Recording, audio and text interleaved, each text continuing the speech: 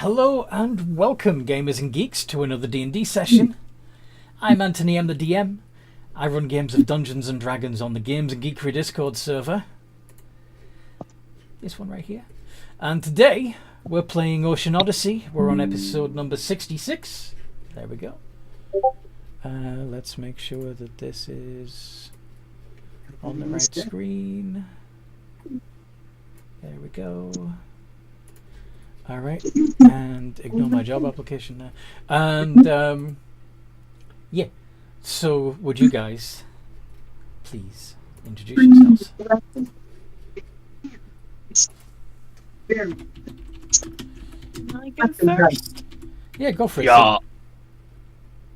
I use the Seaman Key, the monkey with daddy issues, Kraken issues, just a lot of issues. But I have the shiny furs. I am a Simic, hybrid, ranger, Kraken. I think you're a rogue fighter. Yeah, that's it, rogue fighter Kraken thing. Yes. Okay. And no, I can do the gliding. Yes, it's part of your thing. So, who's next? Well, I'll bite the bullet. Hi, I'm Lila, the half-drow dragon bard sorcerer thing, and I'm positive we're going to die today. There's no other way around it. I am positive we're going to die. I mean, you can if you want. I can make that happen. I don't want to die. My paranoia's gotten to me. All right then. This time, don't die. Just don't then. If you don't want to die, just don't. Just refuse. It doesn't work like that. Yeah, it does. When the Grim Creeper comes, you just tell him to fuck off. No thanks. I'm gonna keep on living. You think you could come close to me without your armor? Who's next? I'll give you 10 seconds. Fine, I'll go. I will be Craxian, the half-elven paladin. Yep.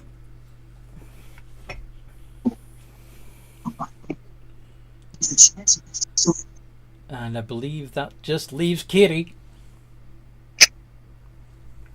Hi, I'm Kitty. I am the rogue druid shifter, and I am the party's embodiment of chaos. And would anyone like some chaos tea? Chaos tea. No, but I'd like some chaosity. I don't know. Don't mind me. Chaosity. I like it. That should be a name of a cafe. Of a cafe. Kitty's gonna open a cafe, and it's gonna be chaosity. And the T in it is going to be spelled TEA. Yeah. Fair enough. Such really dirty attacks. Unfortunately, you might not be able to. I've just googled it. Apparently, The brand it's a exists. Facebook cosplay company. It's a Facebook cosplay company. Okay. Sorry, Kitty. That's kind of like, okay. In one of the games... Does it exist? Go on. Sorry. Just like, does it exist in the D&D world? Not that I Maybe. Doesn't matter. What you are going to do next? What was I going to say? What you want to Anyway, do? Somebody's got their TV on loud. it's not even that loud. Okay, It's then it's I not. I don't know what to tell you. Anyway. I know what to tell me. Get a less sensitive phone. Anyway. What happened last time we played?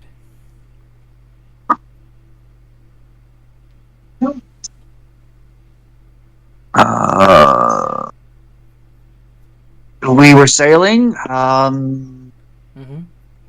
we saw a damaged ship. Mhm.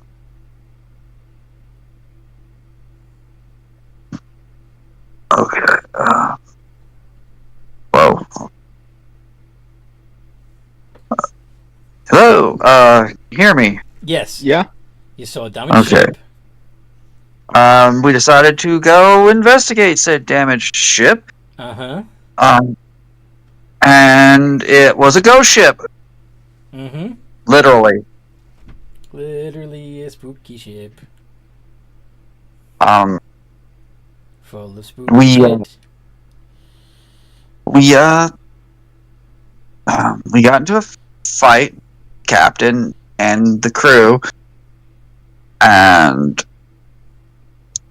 pretty much made semi-short work of them, despite there being large numbers of them. They just weren't real strong Mm-hmm. thing. And sank the ship so that, if they came back, because ghosts don't really die. Nope, they don't. Not until their unfinished business is resolved. Technically, from what they were saying to us was get off their ship. I'm pretty sure that was their unfinished business.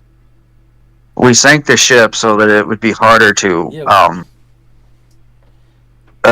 mess with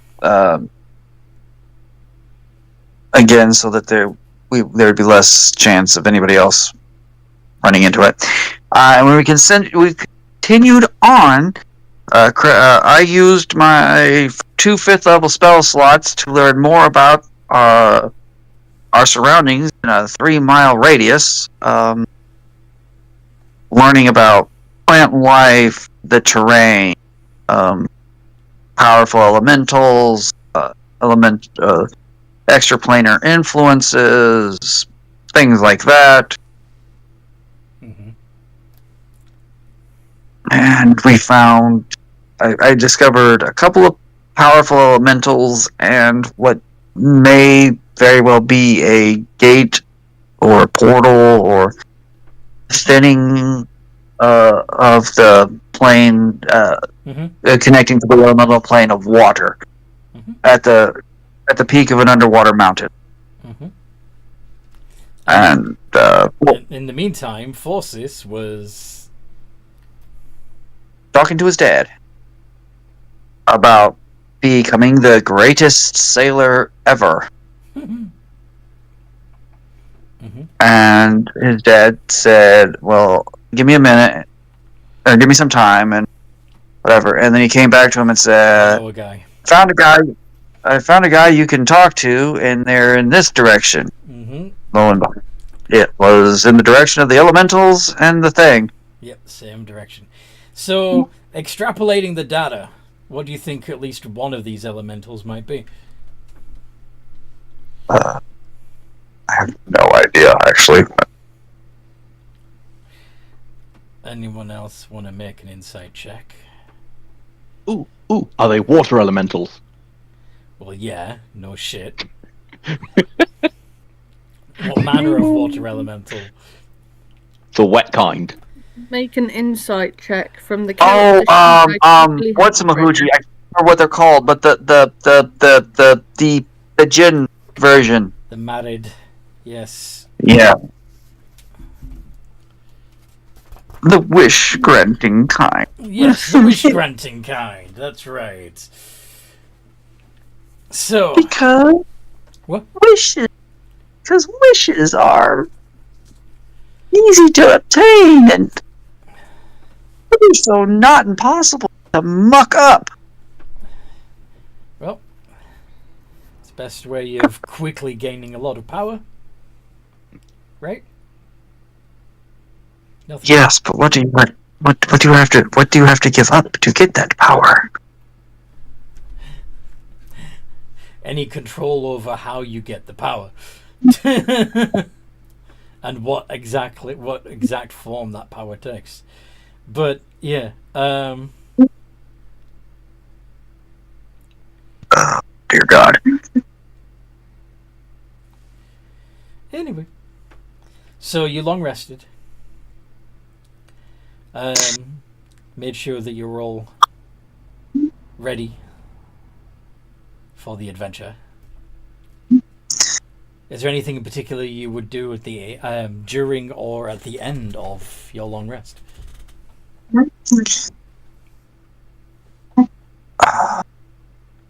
Anyone? You preparing any new spells? Are you chatting with any of the crew? Are you crafting some stuff? Are you going down into the animal pens and punching a llama in the face? What do you want to do? Why the hell would we punch a I don't know. Maybe you like being spat on, or you hate being spat on. Either way. I have more questions than answers. two? Craxian, do you get off from being spat on? Why would he? What? This is literally one of many questions I have in my head right now. I need to start getting them out. Craxian wasn't the one that suggested that that could be an option. I'll tell you what. Here's how I'm going to answer that, Lila. No. You have no right whatsoever to know what me and my wife do in the bedroom.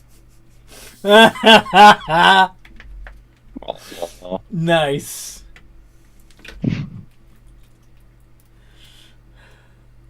Nice.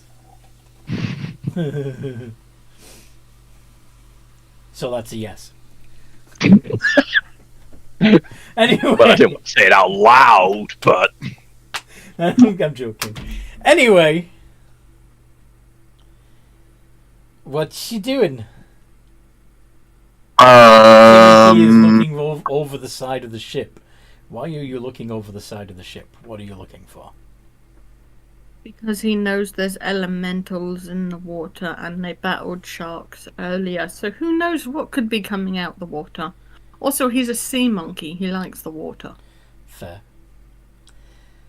So you're just looking for any shenanigans that might appear. Mm-hmm.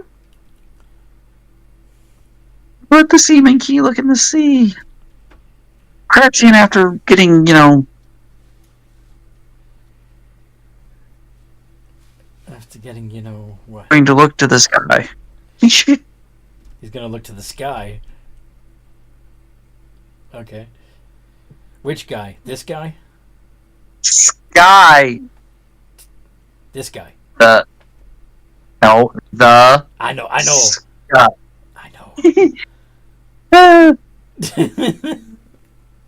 Anyway. Make a perception check. Maybe he's going to start looking at the different guys to see who he can set the dragon up with. Because that would be fun.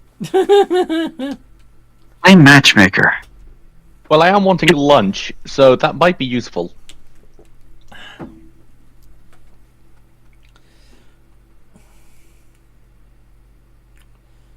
So, Seaman Key, you do a perception check. What do you roll? What do you D20 roll? plus a 6. D20 plus 6. It's a 21. You do see a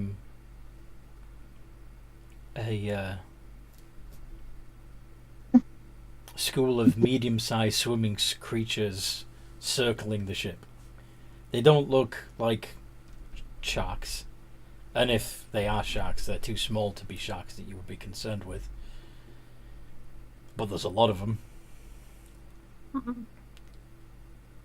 As a reaction, could Seaman Key do the thing that cats do with birds, except this time with whatever these creatures are?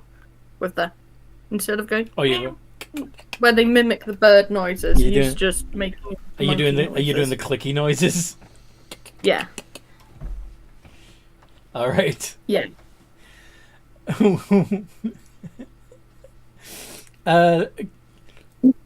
Kitty, do you notice that Seaman Key is making clicky noises at the water? I know Lila's still in the mansion. Can't hear you, Kitty. Can she attempt to push Key into the water? Sure, do a strength check. Seaman Key can test it. Hey. But would it not be a surprise attack? Do you want advantage on the roll? Yes. For advantage, I don't mind. Okay. So Kitty has advantage on the athletics check. And Seaman Key, you can also roll athletics to try and avoid being shoved. Or to resist being shoved. Okay.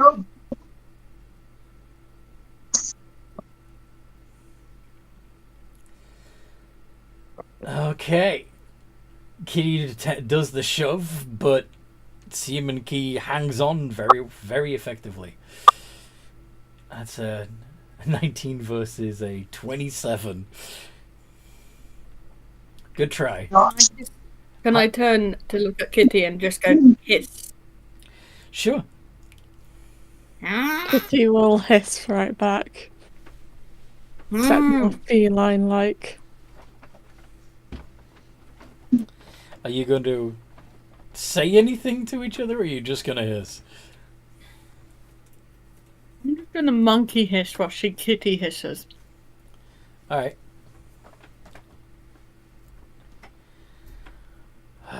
It's too early for this shit. What are you doing? She started it. Who started it? I She don't started it. care who started it. What's going on? I was looking in the water and there's something that's swimming around the ship, but I can't quite make out what it is without sticking my head in. Do you want to swim down there and take a look? Sure thing. He'll walk down the ship, yeah, Yeah, spider climb. Yep. and stick his head in the water. It is merfolk. You just see bubbles coming from Seaman Key, but what he's saying underwater is... Sorry? What Seaman Key says is mermaids, but because he says it in the water... It's bubbly. Yep. Yes. Some of them look up at you and wave, smiling. He will wave back. He'll quickly stick his head out and go, "It's merfolk!" And stick his Friendly. head back in. Are they friendly? I'll find out. Hello. You speaking In Aquan right now? primordial. Yeah. Say, hello. Why are you swimming around the ship? We don't see many ships. And when we do, they usually sink. Why? Because there's lots of stuff around here that would make them sink. It's a very treacherous stretch of water. And we like to be the first to collect what the ship had on board. Yeah. Okay. He'll stick his head out. It's not uncommon for ships to go down round here, so they're getting ready to loot it when it inevitably goes down. So just being curious. So basically, they're the equivalent of buzzards circling around us, waiting for us to die, so they can pick our carcass clean. Fantastic. Did I hear something about lunch? Sure. Why don't you go down there and On eat a the few ship. annoying merfolk? I don't think Kalani would be very happy with us. She's literally a merfolk. I haven't seen Kalani in forever. I don't even know where she is. She's hanging out in the pool. Then again, the merfolk were mean to her. That's why she hangs out with us. Well, there you go then. If she has anything to say, she can come out and say it.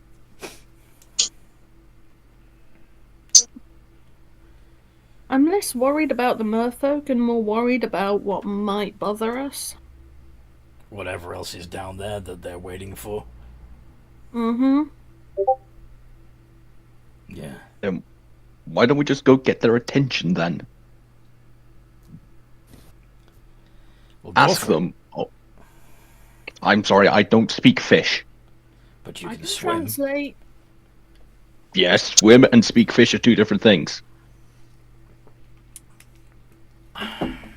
Why don't you just Oh, one whisper? sec. Cool. I'll just dimension door. It's easier. That still doesn't let you communicate with them. No, but if I take someone who can speak fish with me, that can help be useful. So you're grabbing Seaman Key and then dimension dooring into the water. Yes, I can at least pull her out immediately then if shit goes down. Oh, okay. Why is I that better literally than have my jumping head in the overboard and water saving right you? Yeah, Seaman Key's already in the water. This is true. But I'm also curious to why would you spend a spell slot when you can literally just dive overboard? One, I do not know anything around this area. Two, we're about to go into a war elemental's domain. Last time I checked, they don't like us. So I'd like to be able to get in and out quickly. Getting 500 feet into the water towards them is probably the safer route instead of swimming. At least then I can bamf out of there if we need Surely to. you can dimension dooring out of there would be a better option, wouldn't it? Good point. Timothy will stick close. Alright. Anyway. You're in the water. Yes? Yep. Yes. And you also see the circling school of mermaids and mermen. Merfolk. All the merfolk. Just swimming round and round and round. Do these fish speak common? I'll ask, but they're underwater, so they're probably going to speak Primordial or Aquan. Well, Aquan is a do dialect of Primordial, but yeah. Do you guys speak the common tongue of the ship folk? Of the shit folk? Ship folk. I think. I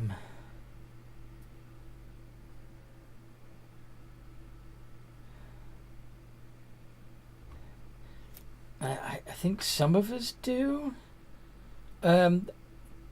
We don't have much opportunity to talk to the sailors, really. So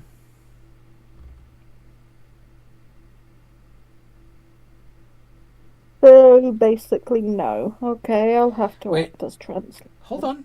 I know somebody does. I'm just trying to think of a... Marlon! What? You speak,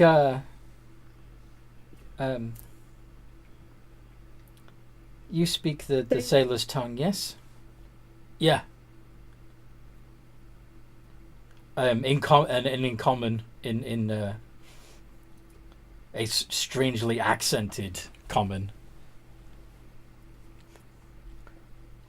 Those who needs to speak the language of the landwalkers? Yeah, that would be me. Are you planning to kill us or just eat us when our ship eventually sinks? We're not fighters. We're not the ones that would kill you. But you will die if you stay in these waters. And we will take what we can from your ship when you no longer need it. Oh, so you're gonna rob us. Good to know. Is it still called robbing when the one being robbed is dead? Yes! It's called grave robbing. Then yes, we will be grave robbing. I'm just gonna send a message to Craxian. Yeah, these people are gonna rob us. They've already said we're gonna die around here and they're gonna rob us. Yeah, that information was already collective. Yeah, But I was going to ask him, what do I do here? Do I tell him to fuck off? What is the smart option to do here? What kind of creatures might attack us? name it. The water itself is treacherous. There are many great sea beasts and great numbers of lesser beasts. But as I said, there are also underwater trenches and volcanoes and other features that would shape the waters above.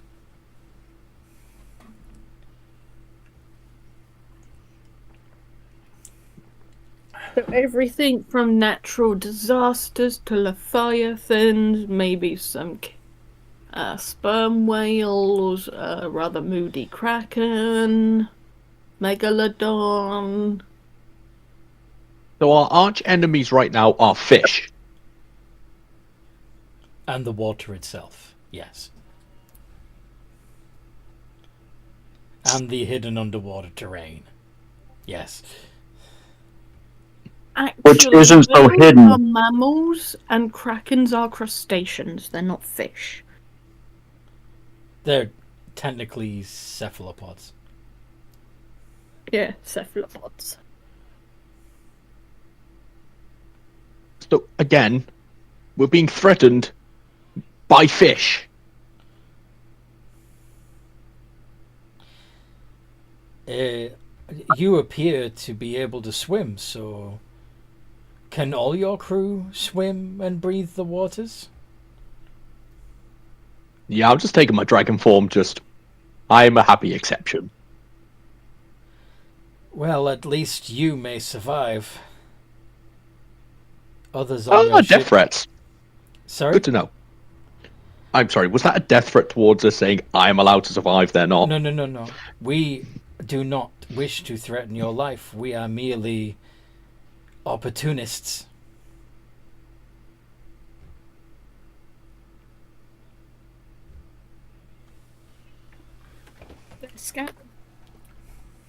Scavengers is good word, yes.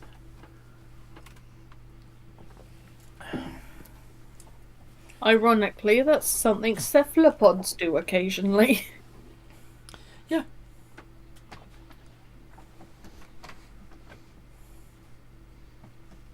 The ocean's full of scavengers. That doesn't make it better. You landwalkers have interesting tools and weaponry that we lack the ability to make underwater. So we collect them when we can.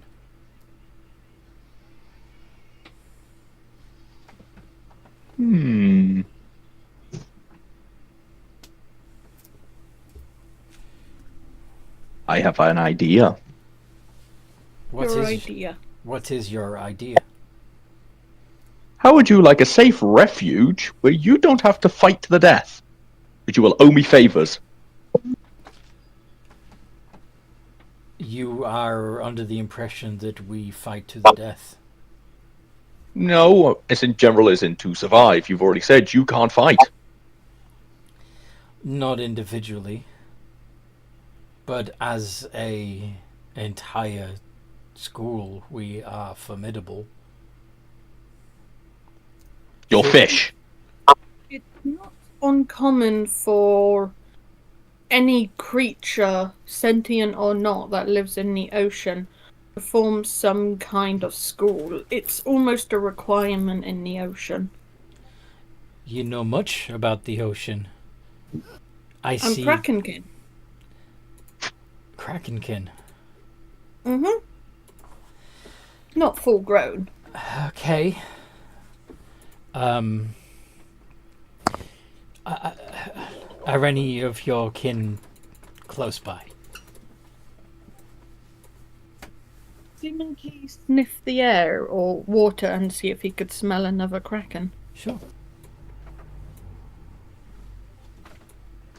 Because this is something he would probably want to be aware of. So would that be a perception check or a nature check? Yes, it would be perception. It would be perception, yes. Okay, I don't know if I'm gonna roll well here. I've only got a +6.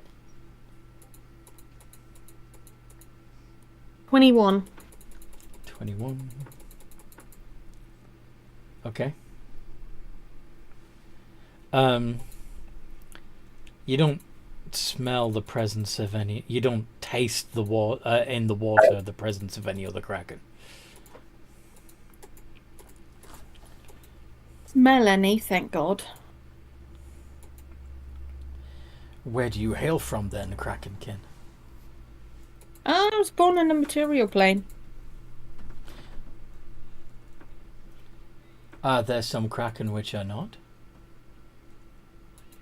Krakens think they meant what originate from country? the elemental plane of water, but many are born on this plane. That would explain a great deal. There is, it is said, a nearby mountain where, if one is not careful, one may find yourself swimming through the infinite sea, never been able to find the surface.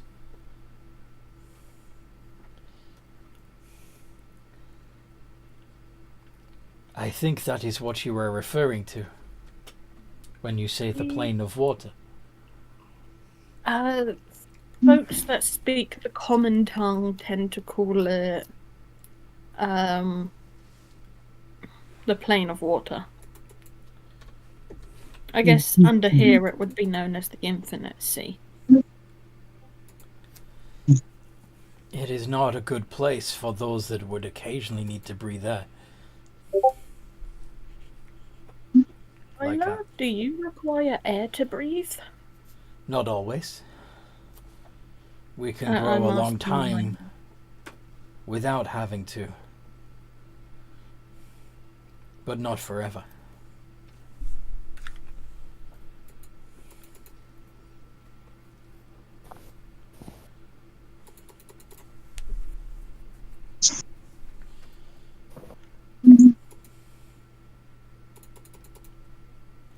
If we never needed to breathe the air, your people would never know of our existence, for we would never need to come above the surface.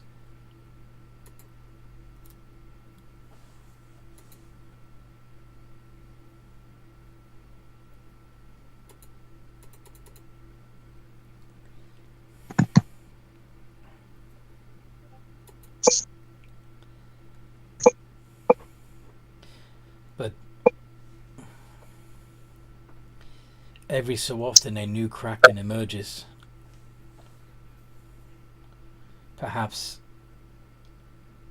it comes from this plane of water you speak of. Probably. Last I checked, we don't need to breathe there, so... So you'd be right at home there. Yeah.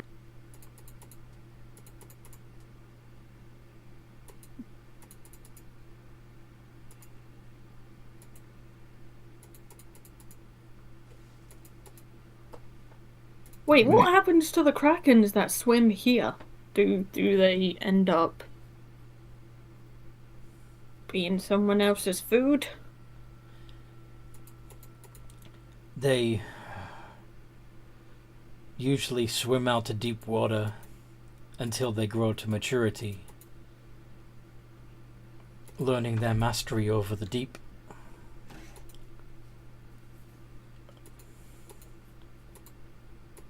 We do like deep water. Some have even been seen moving in and out of the Great Trench. Yeah. Too far away for me to smell them, so they probably can't smell me, thank God. Why are you trying to avoid your kin? Krakens don't really like each other. This is true. The only time we tend to come together is to do the hateful compulsion.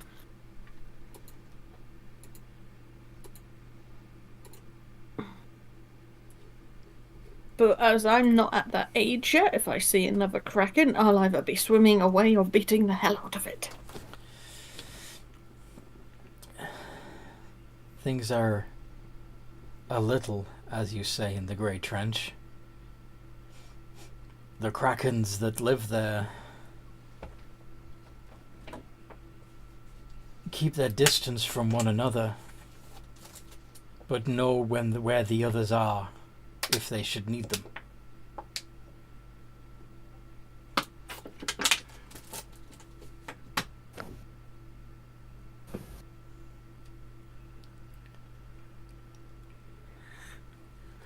In general, keep an eye out for any big creatures. Avoid the trench. Okay. Hear that, Lila? No trench. I understand. Do not go near the trench. I am not the one you should be telling this to. I'd like to point out that we have Kitty, the attention seeker of danger, and Forces, who believes anywhere we tell him don't go is full of treasure. Okay. Treasure? So we tell him to go to the trench. I think it's just safer not to tell him about the trench. So if we tell him Okay. to go there, he'll go there thinking there's treasure. If we tell him don't go there, he'll go there thinking there's treasure. Either way, he's going there. I think the safest option is just don't tell him.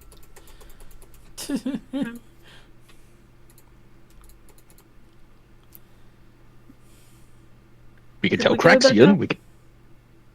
we could tell Craxian, we could tell the captain, just don't tell him. What about Kitty? She seeks danger as much as he does. I'm pretty sure they come as a package. Okay, so no telling Kitty. Yeah, it's probably a good idea. Now, Okay. do you... I'm sorry, I'm going to refer to you as Fish, as you are Fish. Do you have any attachment staying around here, or would you like to go somewhere safer? Where is safer? Well, I was planning to create myself my own little demi-plane, my own little private space. Could make it a bit bigger if you want to stay there. So no more. You're retiring from ocean travel, is what you're saying? Oh, no. What's your plan? He's then? just offering the merfolk a safe place to Oh, live. you're talking to the merfolk. Oh, okay. Correct. Sorry, I thought you were still talking to Seaman Key. Nah. That's why I called them Fish, because they are fish. I'm pretty sure merfolk are mermaids, which are mammals. I'm sorry, do they have legs? No, but they do have mammaries. They're fish. They are fish people. They are mammals. Why do you, if you insist on being so clearly racist, why do you think that they would agree to go with you anywhere? I'm trying to be nice. You are failing. Listen, long and short, do you want to go to a safe place where you don't have to fight for your lives every day? And steal from dead people? We're good. Thanks, though. Then you better leave our ship. Because that offer will expire once I reach the ocean surface. Because you've already stated you're going to be stealing from our people. No. We're going to be stealing from your corpses. There's a difference. Ah, death threats. Good to know. We will not be the ones that kill you. But we will be Ah, the so you- first to claim what they leave. They're just scavengers picking from a dead carcass. They're pretty harmless. Mm-hmm. And if it will be handy to have them around, because if they scatter, we know danger's coming. No, they're a big-ass magnet for the danger. I mean, there is about maybe 300 of them. Yeah, so far we're one big beacon going, come here and kill us. So, again, once I reach the Vibrations surface... might attract them. Can you Vibrations? use your fear? Yeah, vibrations go out through the water, and that could attract predators. So, The reason the merfolk don't get attacked often is probably because they're used as a sort of, oh, food is this way. yeah, so, fuck off, or I will kill every single one of you. Because you already said you can't fight. I can. Are you really threatening all of us? I gave you two options. I gave you an option to go somewhere safe.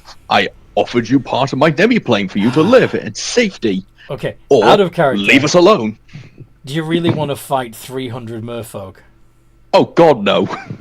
Then why are you doing this? Well, I've asked them nicely to leave. You would not let them.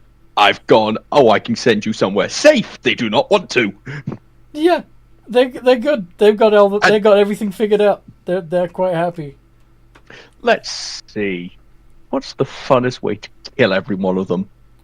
Bearing in mind that I was you're just gonna underwater. suggest using frightful presence. So yeah, I'm just going to do frightful presence. Can I have a save from every single one of them? Would every single one of them be within range of your fright? It's 120 feet. Okay. So I need a wisdom save from that all of That them. wouldn't be all of them, would it? Do the math. Fine, at least half of them. That's still a lot that's going to be running the fuck away. Alright. Not necessarily. They need to make a DC 24. Right. But they also don't run away. They just... You're not making them flee, you're just making them afraid. There's a difference. With normal hit, must hit with disadvantage.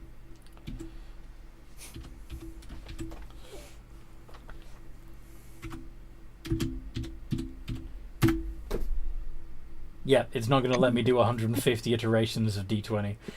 I just say, just do one D20. What's It's going to be easier. What's... 24. Yeah, there's no way that they can reach that. Yeah, so So half of them are frightened, which means half of them can't get closer to you. And if they make attacks, they will be at disadvantage. now I'm being nice.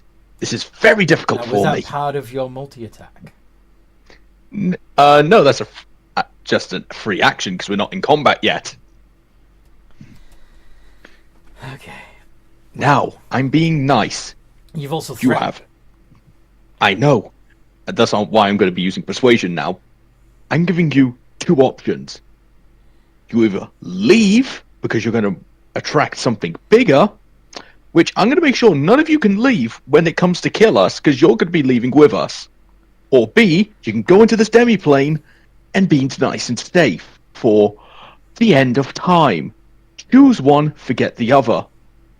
You want to trap us for eternity or let us go. No, there'll be a door eventually for you to leave. But if you die, how can you let us out? I'm not going to die. And persuasion 30. Everyone dies. Dragons, we don't die. We just decide we're done and stop living. I do not have any intent for that for a while. But You cannot be Give it a- killed. give it a week, you'll have a door and you'll be allowed to leave. I just do not trust any of you swimming around our ship right now. Also, does a persuasion of 30 actually do anything with these people? When I mean, said you're being two options. You're being persuasive. Like, Listen, even if all of you don't want to, half of you can leave, the other half can go in the plane. I don't care. I just do not like the fact that all of you are swimming around us, clearly attracting something bigger to us. We will swim deeper. Thank you. We do not wish to be trapped by you. We're not sure that you have the capability, but we don't want to risk it. As they're arguing, can I, do perception checks to keep an eye out for danger? Yeah.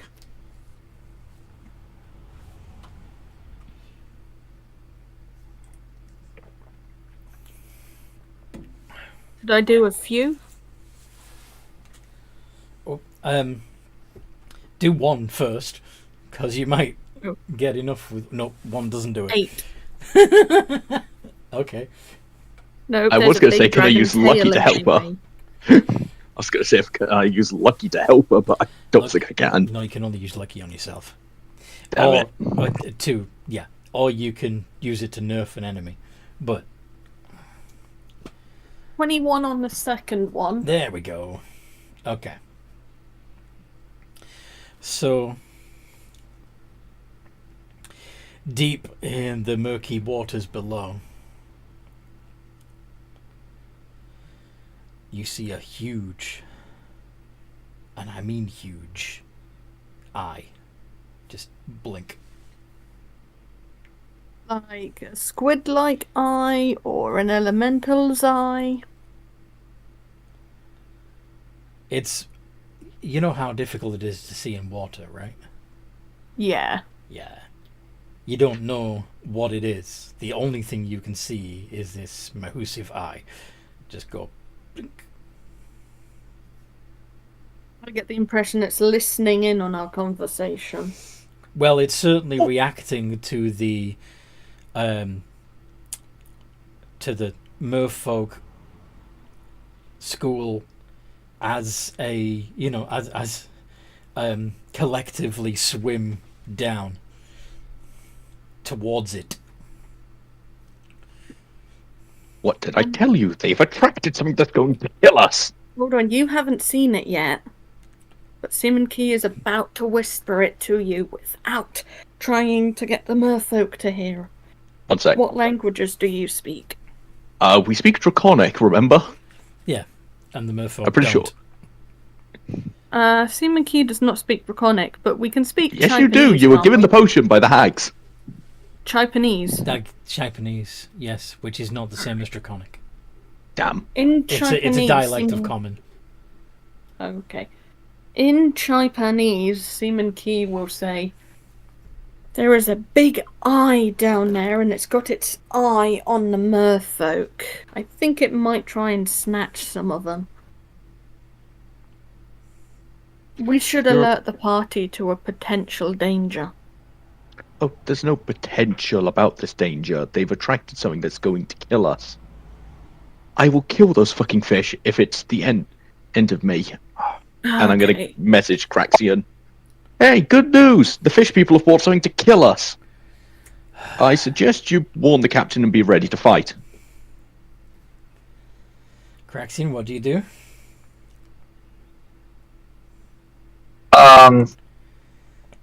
I do tell the crew that there is a small potential of danger, and I dive. Crap, I am muted. No, I'm No, not. you're not. Okay. We can hear you. I thought I was... You're not muted. Keep talking.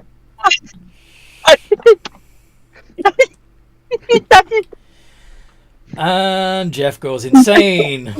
That was about Okay. time. So yeah, I will mention to the captain and the crew about the thing. And then I will dive into the water. Okay. So now Well, on your ne- well, on your hippocamp. yeah, I was gonna say as I dive into the water, I'm sending the telepathic command for my mount to Mhm. come out from under the ship or whatever and meet me. Yes. So yeah, All right. So now 3 of you are under the water. What about Kitty? Yeah. What about Kitty? What's Kitty doing? I'm assuming Kitty has not going to willingly dive into the water if she can help it. Oh yeah, she's trying to stay on the boat. That's why I chose to message Craxian, because I thought if I message Kitty, she'll respond with, no, everything's fine. We don't need to do anything. So, now all three of you, now the three of you are in the water. What do you do? Is Craxian going to take a look for himself, or Yes, I am. So what do you do? What / can you do? Well, I'm going to see if I can see any better seam key first, and then I'll make a You want to see? decision. You want to see if you can see Seaman Key first? I'm going to do a perception check to see if I can see through the water any better than could. Okay. Get See if I can. get higher than her 21 then. Can I'm gonna I see. give him advantage? Sure, if you want to be helping. If you How's want a to 20? point out to the area of the ocean that you saw it. How does a 26 grab you? 26, you do see something that looks a bit like a big eye. But it also looks not quite right.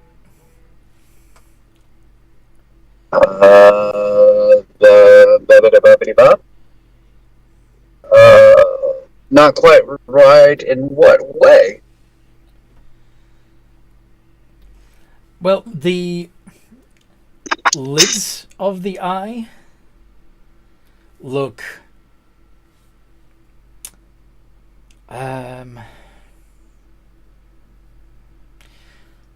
sort of shell-like.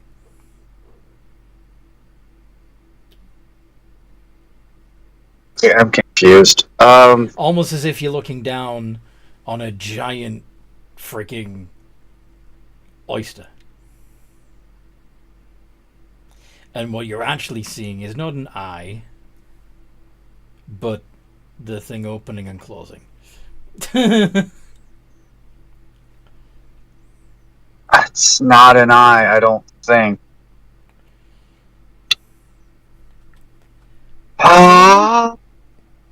Okay. It's pretty far away though, isn't it? Oh yeah. It's deep down on the seafloor, which is a long way down from where you are.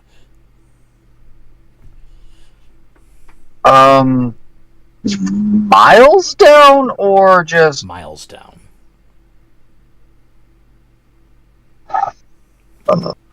Like Fine. in the trench down. No, you're nowhere near the trench yet.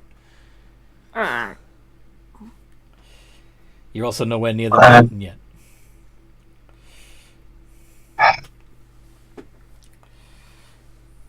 I'm curious as to what that is, personally. I've never seen anything like it, and I would like to know more.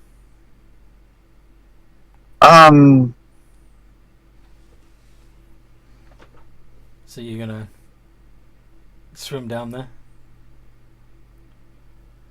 Yes. I'm going to have my mount swim me down there. I'll follow, just in case he needs a dimension door out.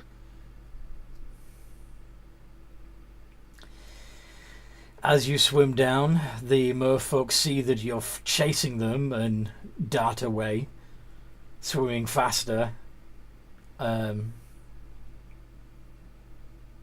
Still moving as a single shoal.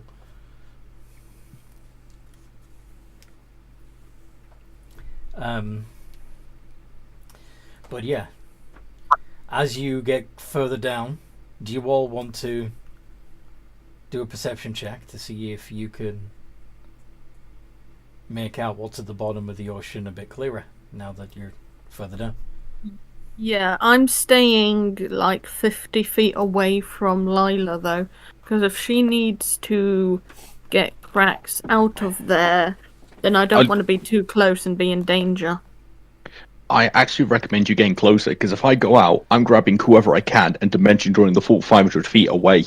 Dimension door only lets you grab one person. Oh That's god, why yeah. I'm staying a bit behind. I'm quick, I can swim away quite easily.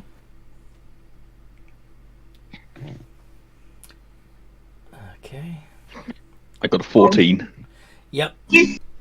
So, Lila, to you, Lila, it definitely looks like the eye of some massive creature, and the surface of the seabed from this distance looks to you not like a seabed, but the surface of some great sea monster's skin. Oh god, we're gonna die from a And fucking titan, aren't we? Seaman Key sees that too. Craxian isn't so sure. You can't clearly make it out as a giant clam anymore, but you're also not sure it's a big monster eye either.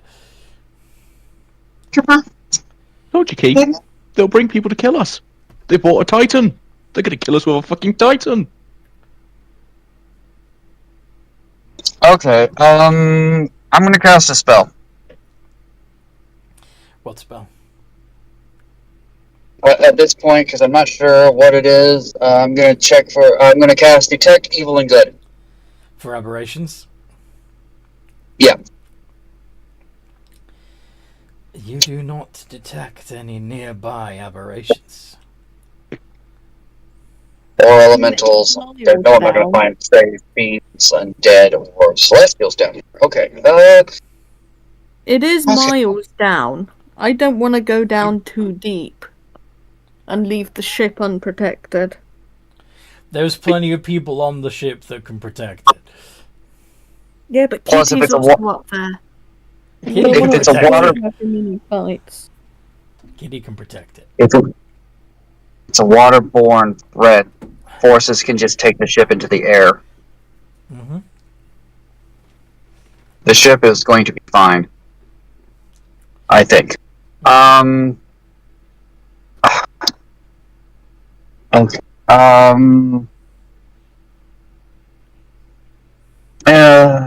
Screw it. I'm going to spend the fifth level.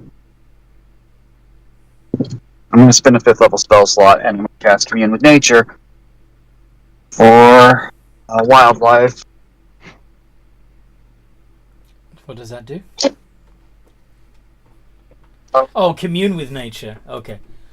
Yeah.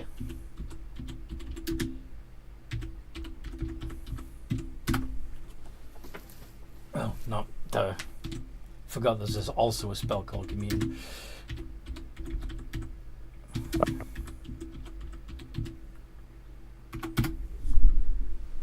Commune with nature. Okay, so you can choose 3 facts. So I'm assuming you're choosing prevalent animals. Yes. What else are you? Because we're kind of far down, I will get a new kind of terrain mapping and just on the off chance we will do planar influence. Okay. So, and that's 3 miles. Okay. So, the creature you beneath you is a creature, and there are others down there. Others like it down there that don't happen to be pointing upwards, so they don't look like eyes from this angle. There are, of course, the merfolk. There's lots of fish, shrimp, crabs, etc. And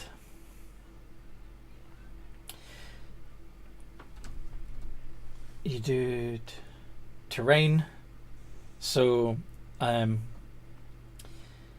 basically,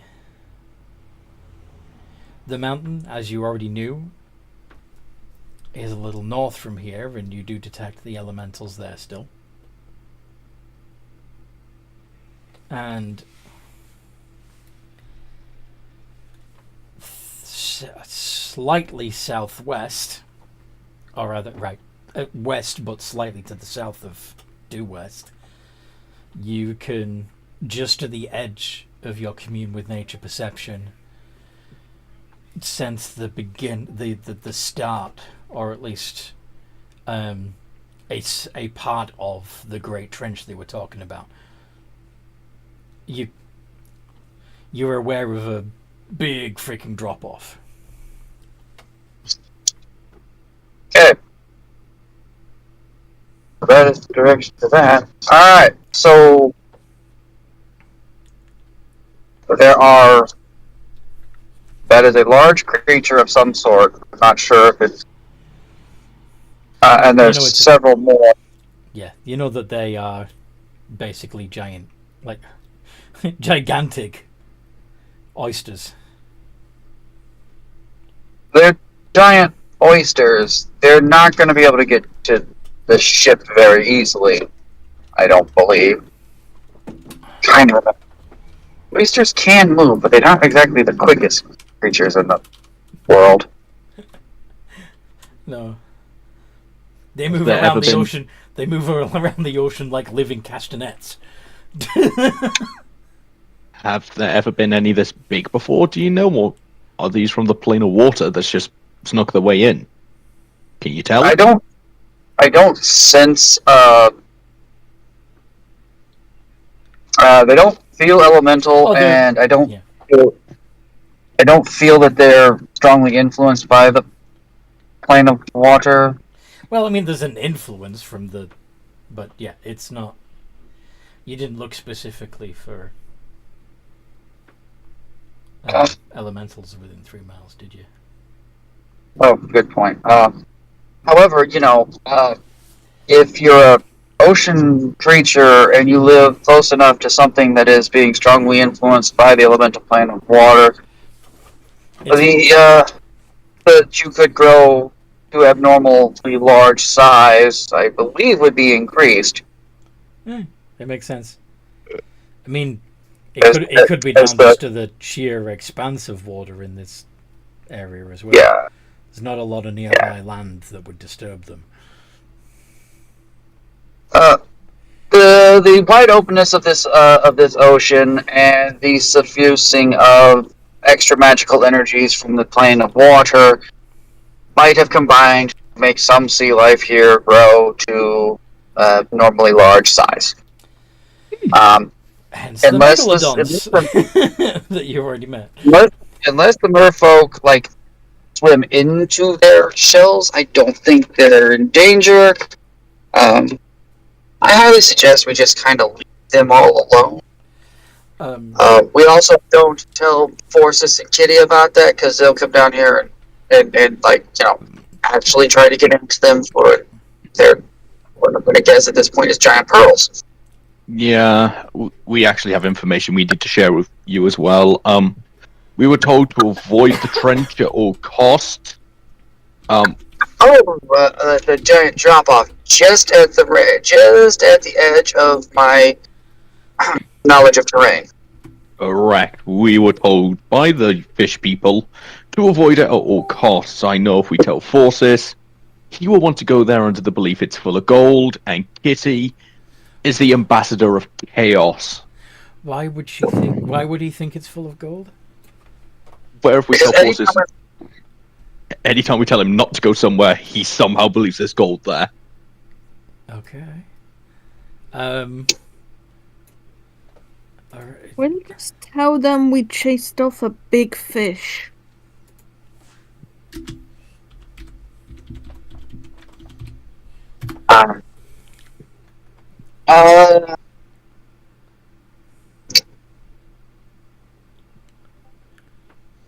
Okay. I don't know. I'm crazy. Do you see anything else? Do we see anything else? You want us to make perception checks, or? D20. You do actually, strangely enough, sense some other humanoids besides the merfolk from your commune with nature. That's odd. Mm-hmm. Okay. What could they be? 16. Triton. Tritons or sea elves, probably. Didn't we eliminate all the... Didn't Lila accidentally eliminate all the Selagan? Yes. I kind of wish them all into a brick wall without realizing it. Into solid rock, yes. Yeah. So, I'm trying to think what else is an aquatic thing. Tritons? No.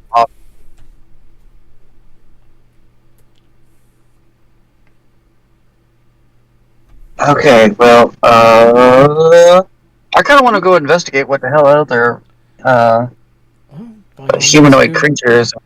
do a perception check, see what else you can see down there. Give me a second. I am almost to a place where I can park and thus have my hands free. Okay. Can I give advantage to Lila to roll? Yeah, because I don't need people to give me advantage. I always have advantage on perception checks Yeah. Give advantage. because of my shield.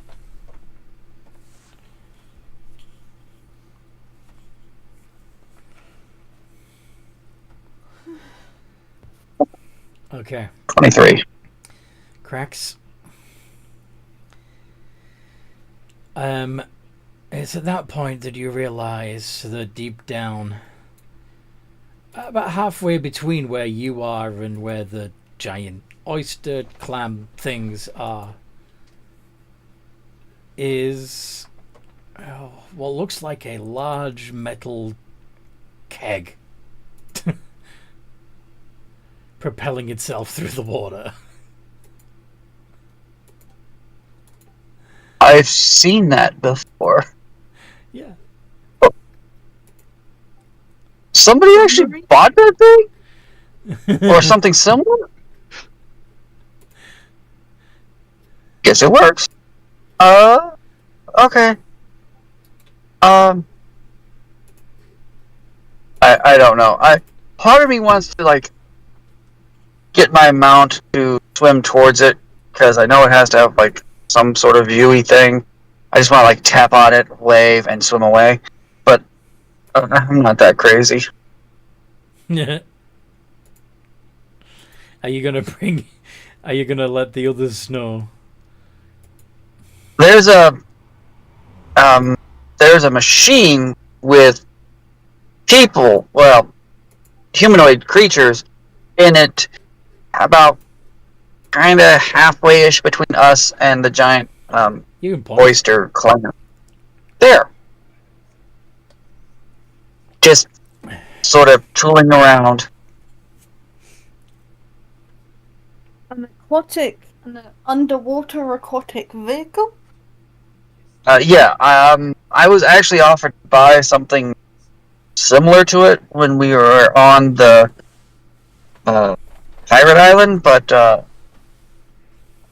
it's ridiculously expensive and not what I was looking for.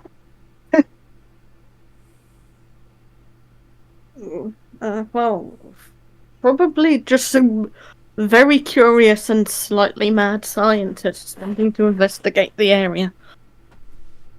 Or they're here to steal pearls. And you know what? Honestly, let them. Yeah, honestly, I actually don't have an issue with them nicking pearls from this time. They're not messing with us. I'm not looking to go mess with every person I meet. I already made my death threat for today. I'm all happy. You what now? He made his death threat for the day. He scared off some merfolk. I asked them to leave nicely, They said they weren't going to leave until the entire ship was dead and they could take all our shit. So I threatened them to leave. Not quite what happened, but okay. Race you to the surface. No using that portal thingy, it's cheating. Sorry, I can't hear you. Let me dimension door ahead. I might be able to understand. Come on, Crack. I just teleport my head with him. You you threatened. Swim. I tried to be nice. I asked them to leave nicely. I said I can create a demi-plane for them to live in peace. They made it clear that they wanted us all dead on the ship, and they were going to take all our shit. Not quite, but okay. I can see I can see why you would interpret it like that, but okay. I used my frightening presence, and then said again, leave us alone. Fuck off. You're going to attract something that's going to kill us. And in response, I'm going to make sure you lot die along with us. As you have caused this issue, they said they were fine where they are. I then threatened them, then they left. I did it for the safety of the ship, considering 300 of them is a big-ass target on us. She did. And I'm swimming away. Have you ever heard the idea of live and let live? Stop threatening everything we come across. They were a haven't- threat themselves. I'm See? 120 feet away now. Yeah, we teleported ahead of you. Yeah. Okay. Swim. 120 feet every 6 seconds. I tried so to you be catch nice. up I quick. tried to be diplomatic. You I catch up. even said to them, I can create a demi-plane for them to live in safety, so they don't have to live like this ever again. Basically, you went to a bunch of indigenous people and say, "Come and live in my Let me nice, put you in a- come let live me in my put you nice in a- concentration let me camp." put you in a tank, or let me put you. These were your choices to them. No. Or let me skin you. That's basically what. Hello? Oh. Oh crap! Is Simon Key okay? I'm gonna go check. Darn. She might just be having technical problems. Yeah. But no. I didn't threaten to skin them alive. I asked them nicely to leave us alone. They made it clear that they were going to stay until we were all dead. Okay, then you prove them wrong and you don't die. Yes, but considering there was 300 of them circling the ship, they Yay. were clearly They trying to don't- attract something.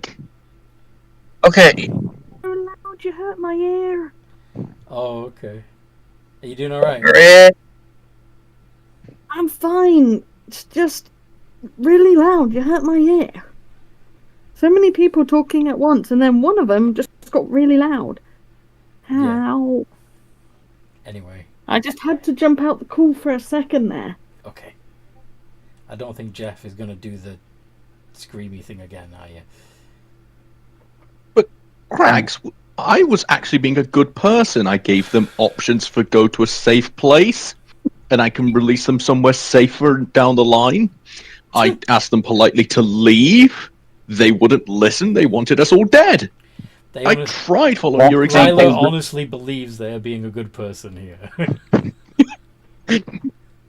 First of all, if they wanted us dead, they could have attacked the ship. 300 merfolk is nothing to sneeze at. That would have been really hard to handle. They obviously didn't want to attack us.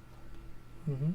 If something big had come after us, they would have been a nice buffer between it and us, because they were circling the ship, which means that whatever it was going to have to get through them to get to us, which means that some of them would have died. We'd have had time to get away, which is not, great, but they would have been the first things hit, not us. Not a good plan, to attract things big enough to kill us while circling the ship if it's a water-based attack. Maybe. You're in between us. You were in between the thing, and so that probably wasn't what they were trying to do either. Yeah. They Kind of literally good point. just thought that eventually something was going to get us, and they were going to be able to salvage the ship. But if we proved them wrong by not ever dying, they would eventually leave us alone because we're no fun and we're not dropping things and we're not being dropped. You literally threatened to put them in a cage or basically start a war with them. How is that a good person? Would you like me to put you in a cage? I Or never kill said you? I'd put them in a cage. I offered them a space in my own demi-plane. Demi-plane. What's the difference? That's the same thing, Lila. Like, seriously.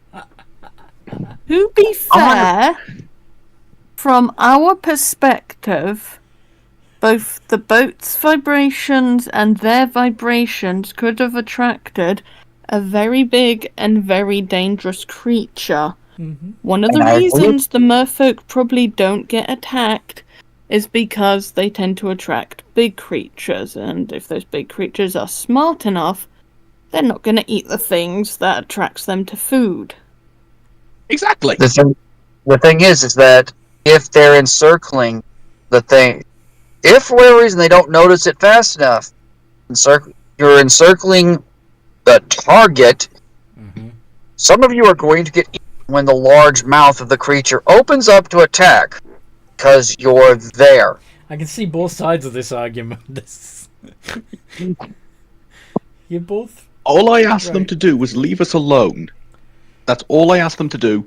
They were steadfast in making it clear they weren't leaving until we died. It seemed quite suspicious at the time. At the time. So I tried to give them an offer to go somewhere safer. I'm creating a demi-plane for myself to live. I actually want to discuss this with you down the line as well.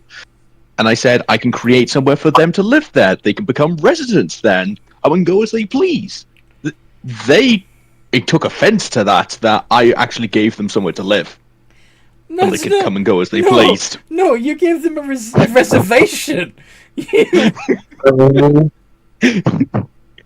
I can't with you right now. I just can't.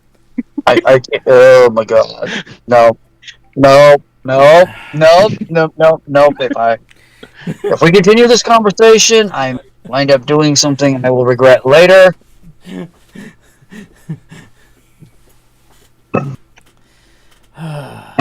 Kitty have anything to say? Because she's been very quiet. She's also still on the ship.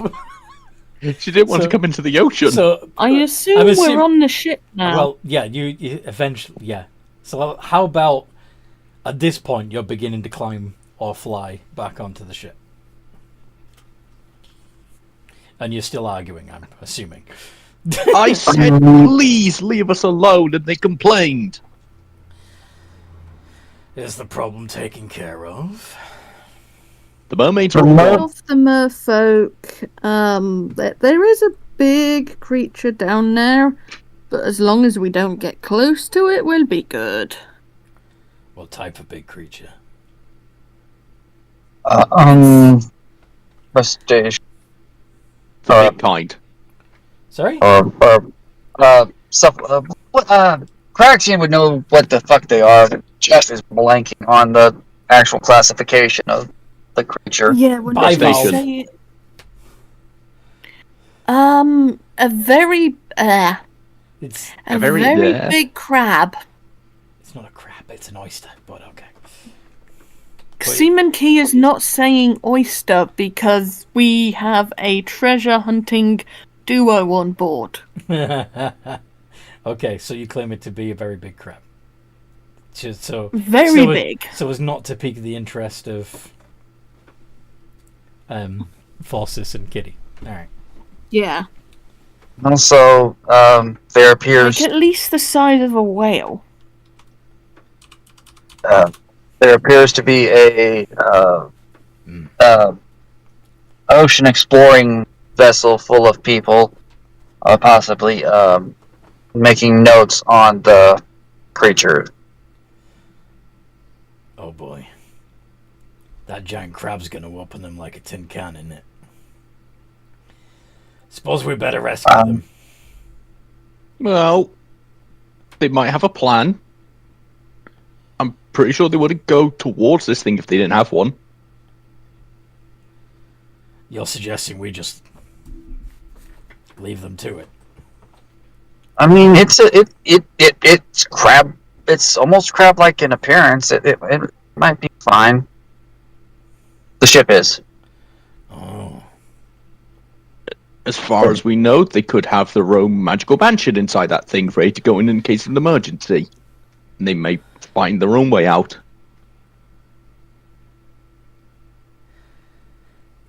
I'm sure Kitty, it's fine. cousin, please help me out here.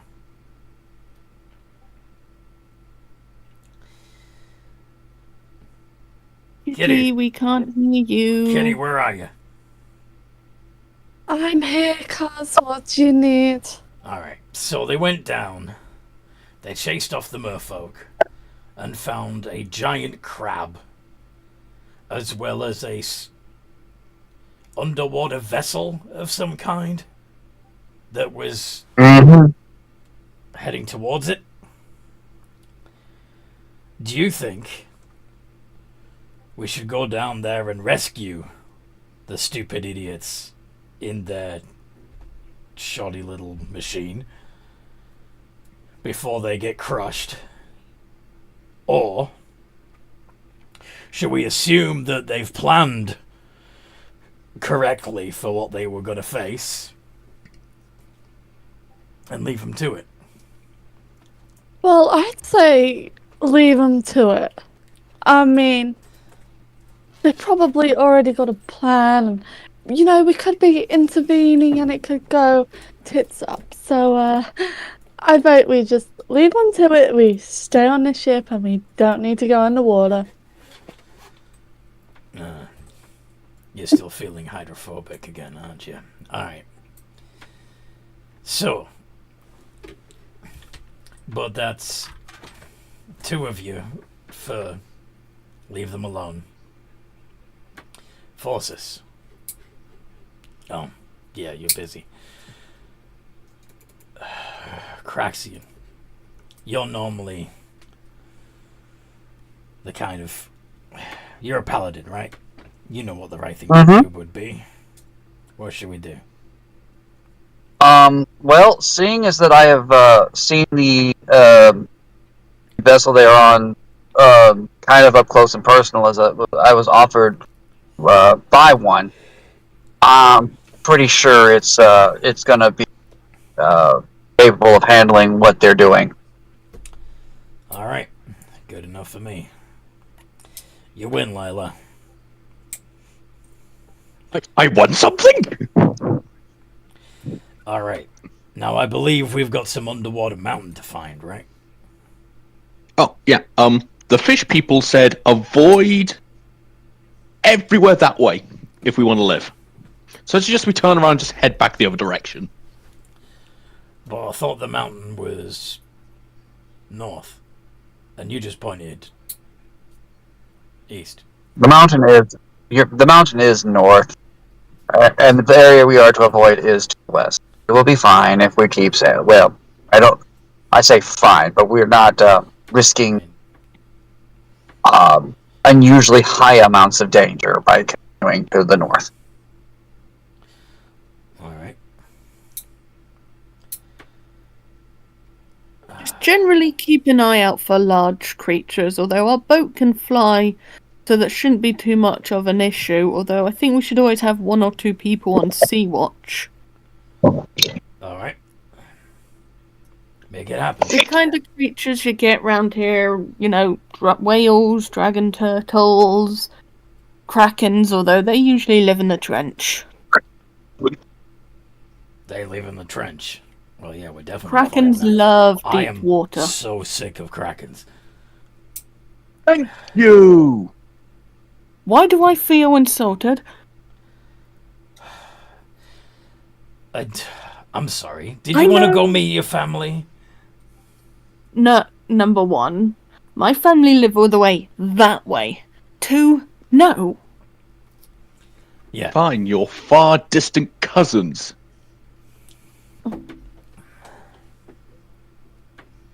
Could be.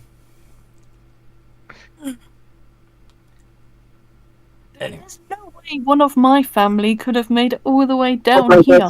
When we were flying over that sea, you will not believe the amount of large creatures I saw. There's no way a kraken's getting through that. So I told you, my quest back. Okay.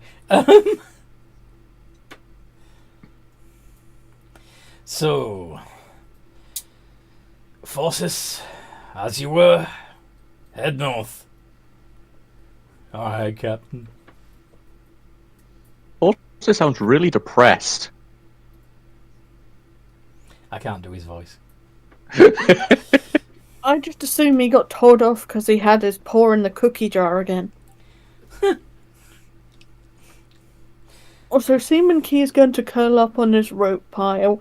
Something Lila said kind of made him question things. Oh, yeah? What, cousins? When mentioned about allowing the merfolk into his demi-plane, and Crack's basically saying that would basically make them prisoners. Seaman Key's just wondering, as he's normally, well, Krakenkin, I'm not a pet, am I? He's just kind of muttering that to himself. Because he lives No. with people and hangs out in the demi-plane occasionally. No, no, Key, you're not a pet. At least not to me. You are a respected and valued member of the group. Not a pet.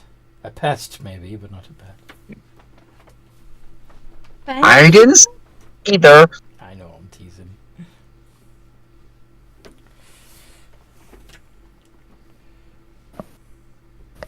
And, well, as I've got time to start the interviews.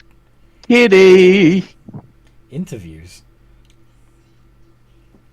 Kitty, I have a question for you. What be that question?